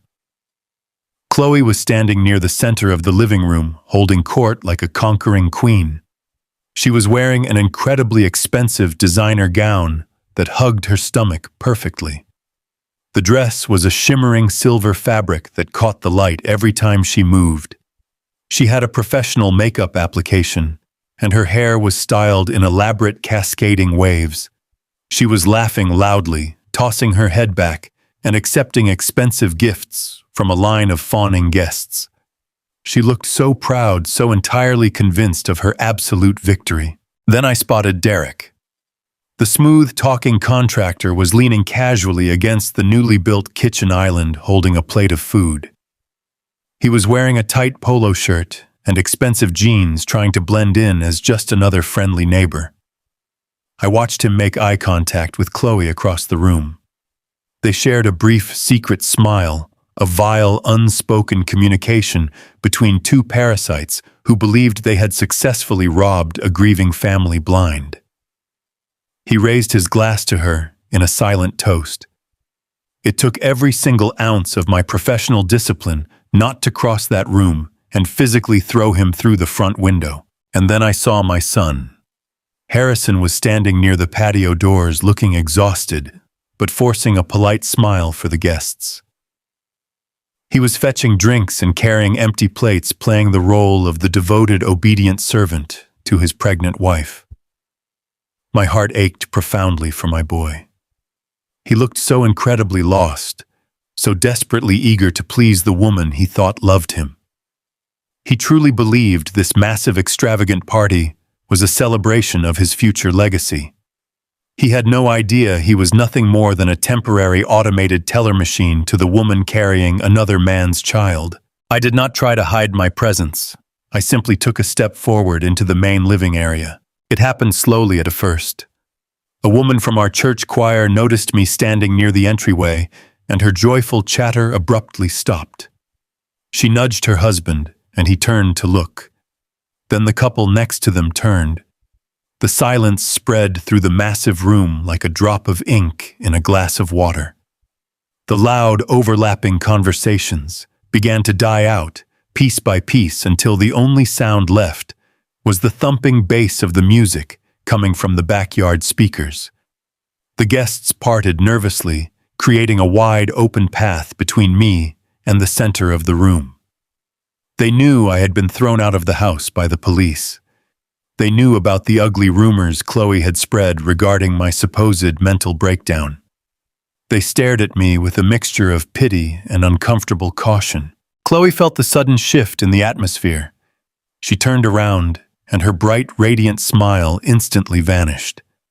The color drained from her perfectly painted face for a fraction of a second before her predatory instincts kicked in. Her eyes narrowed into sharp, aggressive slits. She shoved a gift bag into the hands of a confused neighbor and marched directly toward me. Her silver designer gown flowed behind her as she closed the distance, ready to unleash her usual routine of loud, hysterical victimhood. "Thomas," she hissed, keeping her voice low but incredibly venomous. "What are you doing here? You are not welcome in this house.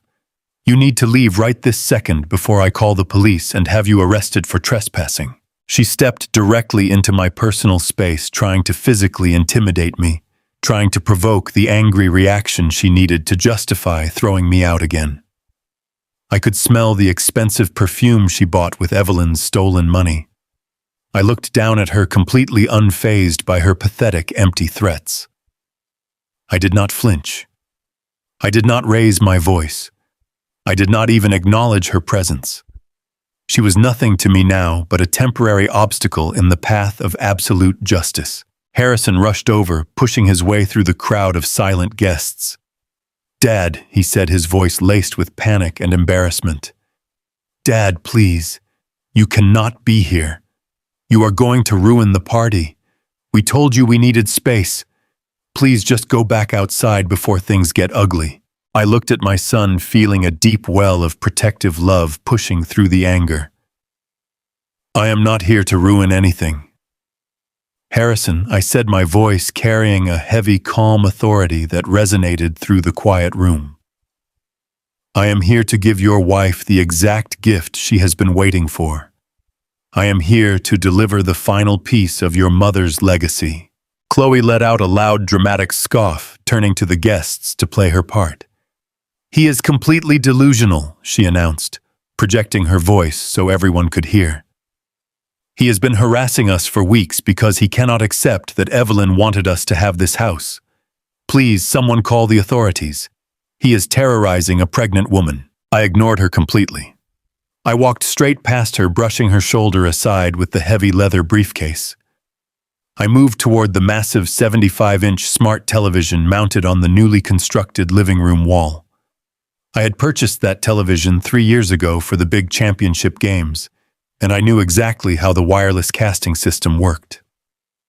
I pulled my cell phone from my jacket pocket and swiped open the screen. "Thomas, stop this right now," Chloe demanded, her voice rising to a frantic, shrill pitch. Derek stepped away from the kitchen island, his casual demeanor vanishing as he sensed the severe shift in my energy. He started walking toward me, his jaw clenched, trying to look like the tough, protective friend. I kept my eyes on this television screen. I tapped the screen mirroring function on my phone, and the massive display on the wall instantly blinked to life, mirroring my device. I had the encrypted video file pulled up and paused directly on the first frame. The image of Chloe and Derek sitting on my living room couch drinking wine was suddenly broadcasted in stunning high definition across the giant screen for every single guest to see. The entire room gasped in unison. A collective wave of shock rippled through the crowd. People pointed at the screen, whispering frantically to each other. Derek stopped dead in his tracks, the color completely washing out of his face.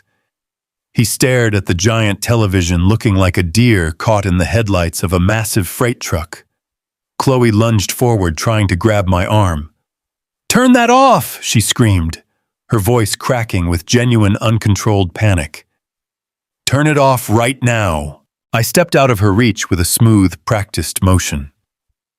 I set my leather briefcase down on the glass coffee table, unlatched the brass locks, and pulled out the long metal container from safe deposit box 402. I turned around and walked directly toward Harrison, who was standing frozen in the middle of the room, staring at the frozen image of his wife and the contractor on the television. I held the metal box out to my son. The heavy, cold weight of the container matched the heavy, cold truth I was about to drop on his shoulders. "This is your wife's inheritance, son," I said, my voice echoing clearly in the dead silent room. "This is the secret treasure she was willing to destroy our family for. Open it." Harrison looked at the metal box, his hands trembling slightly. He looked at me, his eyes silently pleading for this to be a mistake. He looked at Chloe, who was now standing completely still, her breathing shallow and ragged. She knew exactly what was in that box. She knew her fortress of lies was about to collapse right in front of the entire congregation. "Open it, Harrison," I commanded, my voice leaving no room for hesitation. Harrison slowly took the metal box from my hands. He lifted the lid and looked inside.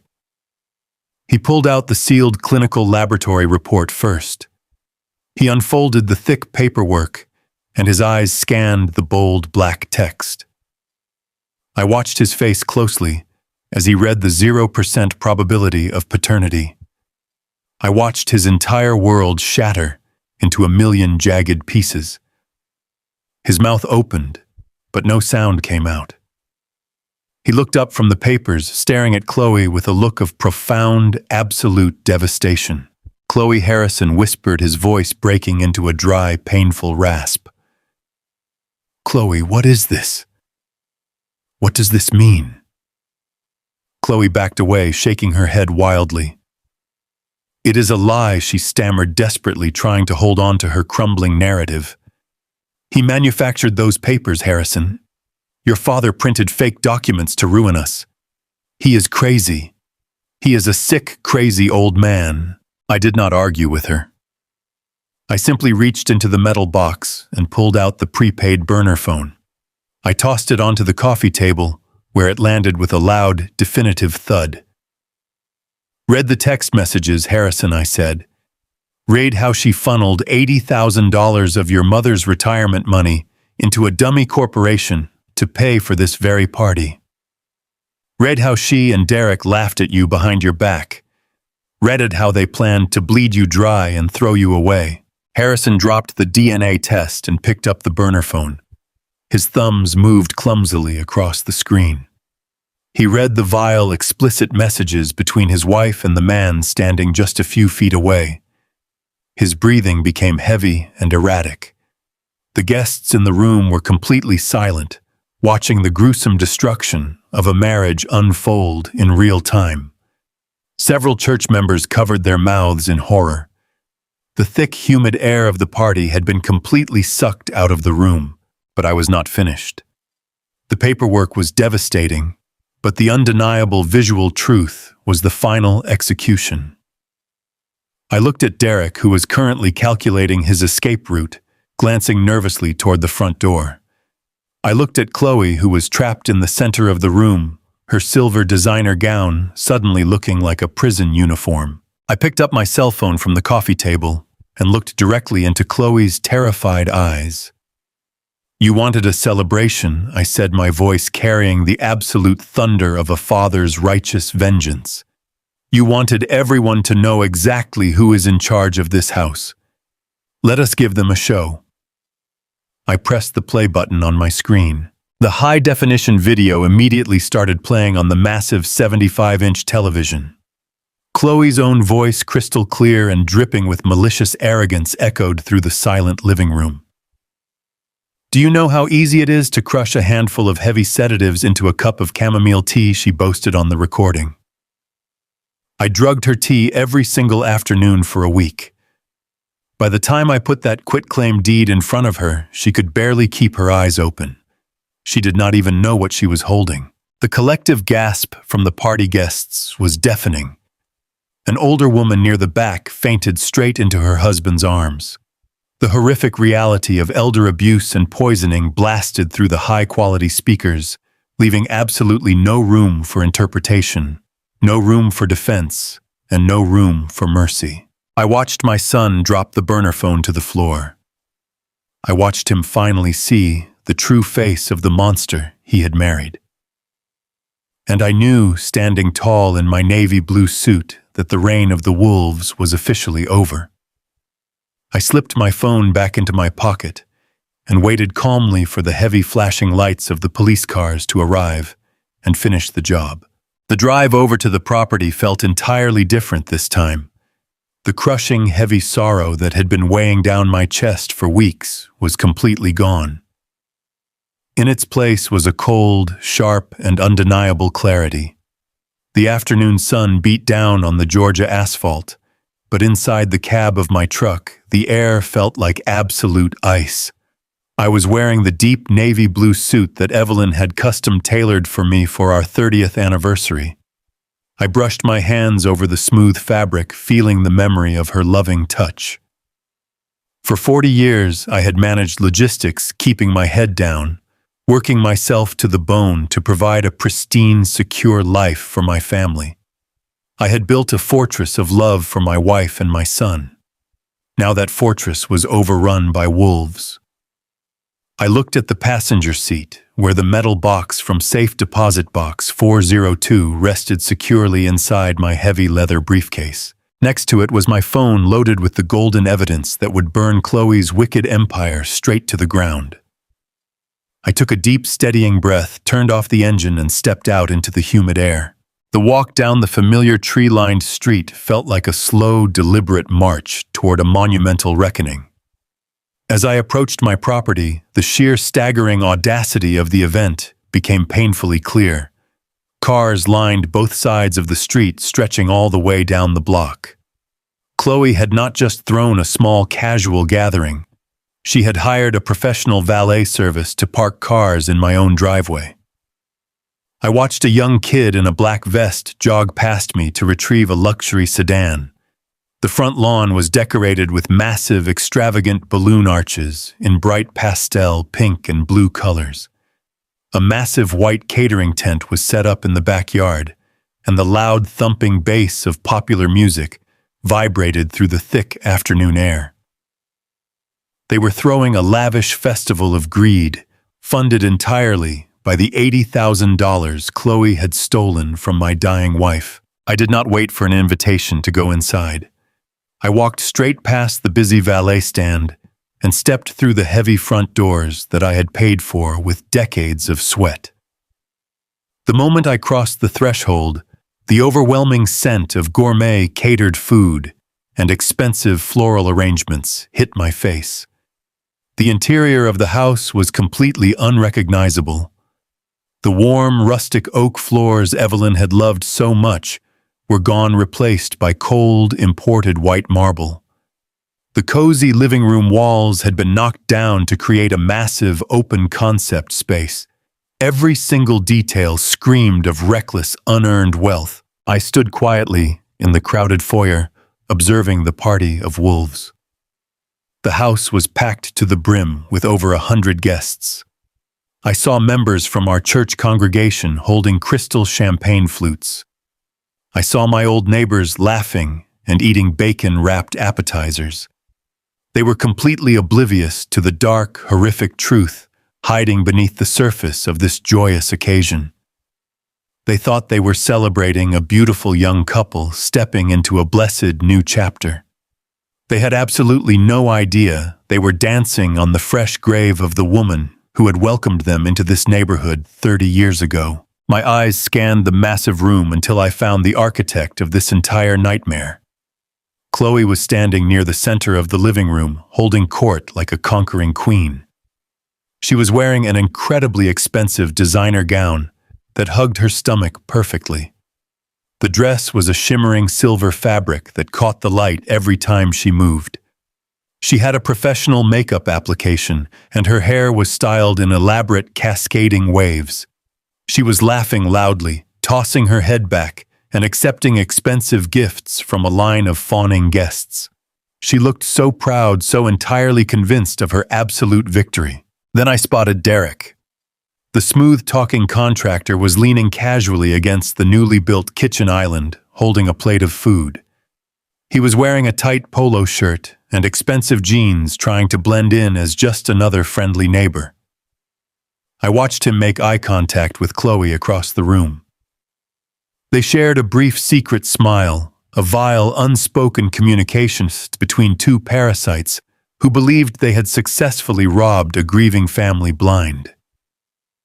He raised his glass to her in a silent toast. It took every single ounce of my professional discipline not to cross that room and physically throw him through the front window. And then I saw my son. Harrison was standing near the patio doors, looking exhausted, but forcing a polite smile for the guests. He was fetching drinks and carrying empty plates, playing the role of the devoted, obedient servant to his pregnant wife. My heart ached profoundly for my boy. He looked so incredibly lost, so desperately eager to please the woman he thought loved him. He truly believed this massive, extravagant party was a celebration of his future legacy. He had no idea he was nothing more than a temporary automated teller machine to the woman carrying another man's child. I did not try to hide my presence. I simply took a step forward into the main living area. It happened slowly at first. A woman from our church choir noticed me standing near the entryway, and her joyful chatter abruptly stopped. She nudged her husband, and he turned to look. Then the couple next to them turned. The silence spread through the massive room like a drop of ink in a glass of water. The loud overlapping conversations began to die out piece by piece until the only sound left was the thumping bass of the music coming from the backyard speakers. The guests parted nervously, creating a wide open path between me and the center of the room. They knew I had been thrown out of the house by the police. They knew about the ugly rumors Chloe had spread regarding my supposed mental breakdown. They stared at me with a mixture of pity and uncomfortable caution. Chloe felt the sudden shift in the atmosphere. She turned around, and her bright, radiant smile instantly vanished. The color drained from her perfectly painted face for a fraction of a second before her predatory instincts kicked in. Her eyes narrowed into sharp, aggressive slits. She shoved a gift bag into the hands of a confused neighbor and marched directly toward me. Her silver designer gown flowed behind her as she closed the distance, ready to unleash her usual routine of loud, hysterical victimhood. "Thomas," she hissed, keeping her voice low but incredibly venomous. "What are you doing here? You are not welcome in this house. You need to leave right this second before I call the police and have you arrested for trespassing." She stepped directly into my personal space, trying to physically intimidate me, trying to provoke the angry reaction she needed to justify throwing me out again. I could smell the expensive perfume she bought with Evelyn's stolen money. I looked down at her, completely unfazed by her pathetic, empty threats. I did not flinch. I did not raise my voice. I did not even acknowledge her presence. She was nothing to me now but a temporary obstacle in the path of absolute justice. Harrison rushed over, pushing his way through the crowd of silent guests. "Dad," he said, his voice laced with panic and embarrassment. "Dad, please. You cannot be here. You are going to ruin the party. We told you we needed space. Please just go back outside before things get ugly." I looked at my son, feeling a deep well of protective love pushing through the anger. "I am not here to ruin anything. Harrison, I said, my voice carrying a heavy, calm authority that resonated through the quiet room. I am here to give your wife the exact gift she has been waiting for. I am here to deliver the final piece of your mother's legacy. Chloe let out a loud, dramatic scoff, turning to the guests to play her part. He is completely delusional, she announced, projecting her voice so everyone could hear. He has been harassing us for weeks because he cannot accept that Evelyn wanted us to have this house. Please, someone call the authorities. He is terrorizing a pregnant woman. I ignored her completely. I walked straight past her, brushing her shoulder aside with the heavy leather briefcase. I moved toward the massive 75-inch smart television mounted on the newly constructed living room wall. I had purchased that television 3 years ago for the big championship games, and I knew exactly how the wireless casting system worked. I pulled my cell phone from my jacket pocket and swiped open the screen. Thomas, stop this right now, Chloe demanded, her voice rising to a frantic, shrill pitch. Derek stepped away from the kitchen island, his casual demeanor vanishing as he sensed the severe shift in my energy. He started walking toward me, his jaw clenched, trying to look like the tough, protective friend. I kept my eyes on the television screen. I tapped the screen mirroring function on my phone, and the massive display on the wall instantly blinked to life, mirroring my device. I had the encrypted video file pulled up and paused directly on the first frame. The image of Chloe and Derek sitting on my living room couch, drinking wine, was suddenly broadcasted in stunning high definition across the giant screen for every single guest to see. The entire room gasped in unison. A collective wave of shock rippled through the crowd. People pointed at the screen, whispering frantically to each other. Derek stopped dead in his tracks, the color completely washing out of his face. He stared at the giant television, but looking like a deer caught in the headlights of a massive freight truck. Chloe lunged forward, trying to grab my arm. "Turn that off!" she screamed, her voice cracking with genuine, uncontrolled panic. "Turn it off right now!" I stepped out of her reach with a smooth, practiced motion. I set my leather briefcase down on the glass coffee table, unlatched the brass locks, and pulled out the long metal container from safe deposit box 402. I turned around and walked directly toward Harrison, who was standing frozen in the middle of the room, staring at the frozen image of his wife and the contractor on the television. I held the metal box out to my son. The heavy, cold weight of the container matched the heavy, cold truth I was about to drop on his shoulders. "This is your wife's inheritance, son," I said, my voice echoing clearly in the dead silent room. "This is the secret treasure she was willing to destroy our family for. Open it." Harrison looked at the metal box, his hands trembling slightly. He looked at me, his eyes silently pleading for this to be a mistake. He looked at Chloe, who was now standing completely still, her breathing shallow and ragged. She knew exactly what was in that box. She knew her fortress of lies was about to collapse right in front of the entire congregation. "Open it, Harrison." I commanded, my voice leaving no room for hesitation. Harrison slowly took the metal box from my hands. He lifted the lid and looked inside. He pulled out the sealed clinical laboratory report first.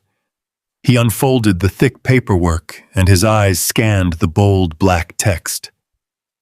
I watched his face closely as he read the 0% probability of paternity. I watched his entire world shatter into a million jagged pieces. His mouth opened, but no sound came out. He looked up from the papers, staring at Chloe with a look of profound, absolute devastation. "Chloe," Harrison whispered, his voice breaking into a dry, painful rasp. "Chloe, what is this? What does this mean?" Chloe backed away, shaking her head wildly. "It is a lie," she stammered desperately, trying to hold on to her crumbling narrative. "He manufactured those papers, Harrison. Your father printed fake documents to ruin us. He is crazy. He is a sick, crazy old man." I did not argue with her. I simply reached into the metal box and pulled out the prepaid burner phone. I tossed it onto the coffee table, where it landed with a loud, definitive thud. "Read the text messages, Harrison," I said. "Read how she funneled $80,000 of your mother's retirement money into a dummy corporation to pay for this very party. Read how she and Derek laughed at you behind your back. Read how they planned to bleed you dry and throw you away." Harrison dropped the DNA test and picked up the burner phone. His thumbs moved clumsily across the screen. He read the vile, explicit messages between his wife and the man standing just a few feet away. His breathing became heavy and erratic. The guests in the room were completely silent, watching the gruesome destruction of a marriage unfold in real time. Several church members covered their mouths in horror. The thick, humid air of the party had been completely sucked out of the room, but I was not finished. The paperwork was devastating, but the undeniable visual truth was the final execution. I looked at Derek, who was currently calculating his escape route, glancing nervously toward the front door. I looked at Chloe, who was trapped in the center of the room, her silver designer gown suddenly looking like a prison uniform. I picked up my cell phone from the coffee table and looked directly into Chloe's terrified eyes. "You wanted a celebration," I said, my voice carrying the absolute thunder of a father's righteous vengeance. "You wanted everyone to know exactly who is in charge of this house. Let us give them a show." I pressed the play button on my screen. The high-definition video immediately started playing on the massive 75-inch television. Chloe's own voice, crystal clear and dripping with malicious arrogance, echoed through the silent living room. "Do you know how easy it is to crush a handful of heavy sedatives into a cup of chamomile tea?" she boasted on the recording. "I drugged her tea every single afternoon for a week. By the time I put that quitclaim deed in front of her, she could barely keep her eyes open. She did not even know what she was holding." The collective gasp from the party guests was deafening. An older woman near the back fainted straight into her husband's arms. The horrific reality of elder abuse and poisoning blasted through the high-quality speakers, leaving absolutely no room for interpretation, no room for defense, and no room for mercy. I watched my son drop the burner phone to the floor. I watched him finally see the true face of the monster he had married. And I knew, standing tall in my navy blue suit, that the reign of the wolves was officially over. I slipped my phone back into my pocket and waited calmly for the heavy flashing lights of the police cars to arrive and finish the job. The flashing blue and red lights bouncing off the walls of my living room finally faded into the distance, leaving behind a heavy, profound silence. The massive housewarming party that was supposed to be my ultimate humiliation had ended with the two architects of my misery being shoved into the back of a police cruiser in front of half the city. The catering staff had quietly packed up their silver trays and slipped out the back. The church neighbors and the curious onlookers had all scattered to their cars, whispering furiously to one another as they drove away into the Georgia night. I stood alone in the center of that gigantic, gutted living room, looking at the destruction Chloe and Derek had caused. But my eyes were not fixed on the cold, imported marble floors or the missing oak cabinets. My eyes were fixed entirely on my son. Harrison was sitting on the bottom step of the main staircase with his head buried deep in his hands. He was weeping with a kind of raw, ugly sorrow that tears a man's soul right down the middle. It is a terrible thing for a father to watch his child realize that the life he believed in was nothing but a wicked, cruel illusion. I walked over to the staircase, my old joints aching from the adrenaline of the day, and I sat down right next to him. I did not offer him any empty platitudes. I did not tell him that everything was going to be all right, because in that exact moment, his entire universe had just been burned to ash. I simply wrapped my heavy arm around his shaking shoulders and pulled him close. We sat there in the quiet ruins of my home, crying together for the woman we had lost, and for the painful, brutal truth we had finally uncovered. I told him I loved him, I told him that no matter how dark the road ahead seemed, we were going to walk it together. That is what a father does. You do not abandon your blood when they stumble in the dark. You pick them up and you show them the way back to the light. The wheels of the justice system usually turn slow, but when you hand a motivated district attorney an airtight package of high-definition surveillance video financial wire transfers and a forged property deed, the hammer drops with incredible speed. The federal prosecutors did not offer Chloe or Derek any lenient plea deals. They brought the full crushing weight of the law down on their heads. The trial took place a few months later, and I sat in the front row of the courtroom every single day wearing my best charcoal suit. I watched Chloe walk into that federal building, wearing a shapeless orange jumpsuit. The expensive designer gowns and the perfect salon hair were completely gone. Without my wife's stolen money to fund her glamorous disguise, she just looked like a small, bitter, and incredibly desperate woman. She tried to play her usual games in the courtroom. She turned on the waterworks for the judge, claiming she was overwhelmed by pregnancy hormones and manipulated by the contractor. But there is absolutely no defending the high-definition audio of your own voice bragging about drugging a dying woman. The judge, a stern older man who had zero tolerance for elder abuse, looked down at her from the bench with absolute disgust. He told her that in his 30 years of practicing law, he had rarely seen a case of such pure, calculated malice. He sentenced Chloe to 10 years in a federal penitentiary for elder fraud, grand larceny, and document forgery. Derek received a matching 10-year sentence for his direct role in the conspiracy and for illegally transferring stolen funds across state lines. The corrupt cousin who stamped the fake deed lost his notary license and was handed 3 years of probation. As the bailiffs led Chloe away in handcuffs, she looked back at me one last time. There was no smug victory left in her eyes. There was only the cold, hollow realization that she had dug her own grave, and I was the one who had happily handed her the shovel. With the criminal element locked away behind steel bars, we had to begin the agonizing process of cleaning up the wreckage they left behind. Harrison did not even have to file for a traditional divorce. Because the entire marriage was predicated on profound, intentional fraud and criminal deceit, his lawyers were able to secure a swift and absolute annulment.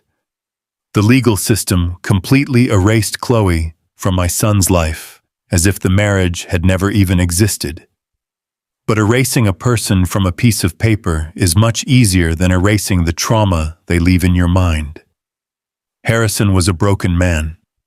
He struggled with a deep, crushing guilt for not seeing the truth sooner. He blamed himself for bringing that monster into our home and exposing his mother to such cruelty in her final days. I sat him down one evening on the back porch, handing him a glass of sweet iced tea, and I told him to listen to me very carefully. I told him that good men with honest hearts are always the easiest targets for predators, because a good man naturally believes that other people share his goodness. I told him his only mistake was loving someone completely, and there is absolutely no shame in carrying a trusting heart.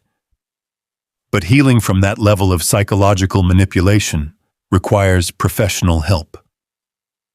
Harrison agreed to begin attending intensive therapy sessions 3 times a week. It was a long, difficult journey. There were days when he could barely get out of bed, and days when the anger made him want to punch a hole through the wall. But slowly, week by week, the heavy shadows began to lift from his eyes. He started putting the pieces of his shattered confidence back together. He returned to his marketing firm, throwing his energy into his career and rebuilding his life on a foundation of solid, brutal honesty. While Harrison worked on healing his mind, I set to work on healing my house. The state officially returned the colonial property to my name, completely voiding the fraudulent deed. The bank returned the $80,000 Chloe had stolen, recovering the funds directly from the phantom corporation she had established. With that money, I hired a respectable, honest construction crew to undo every single thing Derek and Chloe had altered. We ripped out the cold, imported marble floors and laid down warm, beautiful rustic oak. We tore down the flashy modern fixtures and restored the cozy, comfortable walls of the living room. I wanted my house to look exactly the way Evelyn had designed it. I wanted to walk through the front door and feel the warmth of my 30-year marriage wrapping around my shoulders like a familiar quilt. It took nearly 2 months of hard physical labor, but when the dust finally settled, the house was no longer a crime scene. It was a sanctuary once again. The final piece of our healing did not take place inside the house. It took place out in the humid Georgia air under the bright afternoon sun. Evelyn had always loved her garden. She spent hours out in the backyard, tending to her flowers, nurturing life from the dark, rich soil. During the months Chloe had taken over the house, the garden had been completely neglected. The weeds had overgrown the stone pathways, and Evelyn's beautiful rose bushes had withered and died. On a quiet Saturday morning, Harrison drove over to the house. He stepped out of his car wearing old, worn-out jeans and a faded cotton t-shirt, carrying 2 brand-new shovels and a flat of vibrant red rose bushes. We did not say much to each other. We did not need to. We walked around to the backyard, rolled up our sleeves, and got to work. We spent hours digging in the heavy, damp Georgia clay. The physical labor felt incredibly good. It felt like we were digging out the last remaining roots of the poison that had infected our family. The sweat poured down our faces, mixing with the dirt on our hands, as we carefully placed the new rose bushes into the soil, covering the roots and watering the fresh earth.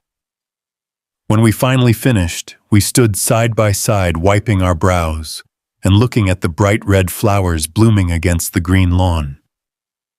Harrison put his arm around my shoulder, pulling me in for a tight, sincere hug. The terrible, heavy nightmare was officially over. My son was safe. My home was secure. And I knew deep down in my weary soul that somewhere up in heaven, my beautiful Evelyn was looking down at us with a bright, joyful smile. We had survived the storm, and we had preserved her legacy in absolute peace. My friends, sometimes the most dangerous predators do not break through your window in the middle of the night. Sometimes they do not wear dark masks or carry weapons. Sometimes the greatest threats to your family sit right down at your dinner table, smiling at you, passing the potatoes, and calling you by your first name. They use your kindness as a weakness. They use your trusting nature as an open door to walk in and take everything you have spent your entire life building. If you are a hardworking father or a devoted husband who has given absolutely everything for your family, I need you to listen to me very closely. Never let your love for your children blind your common sense. We want to believe the best about the people our children choose to bring into our lives. We want to welcome them with open arms and open hearts. But you must always keep your eyes wide open. You must watch how they treat the vulnerable. You must listen to the things they do not say. And above all else, you must always keep a key to your own life safely in your pocket. Do not hand over the reins of your legacy just because you are tired or grieving. You built your fortress with your own sweat and blood, and it is your absolute duty to stand at the gate and protect it from the wolves pretending to be sheep. If this story touched your heart today, if you felt the pain and the ultimate justice of a father fighting for his family, let me know down in the comments. Tell me what city you are watching from and what time it is right now. It brings this old man's heart so much pure joy to know exactly where my words are reaching across the country and to know that my experiences are helping other families stay vigilant. Please hit that like button and subscribe to the channel so you never miss the absolute truth behind closed doors. Until next time, stay strong, trust your instincts, and God bless.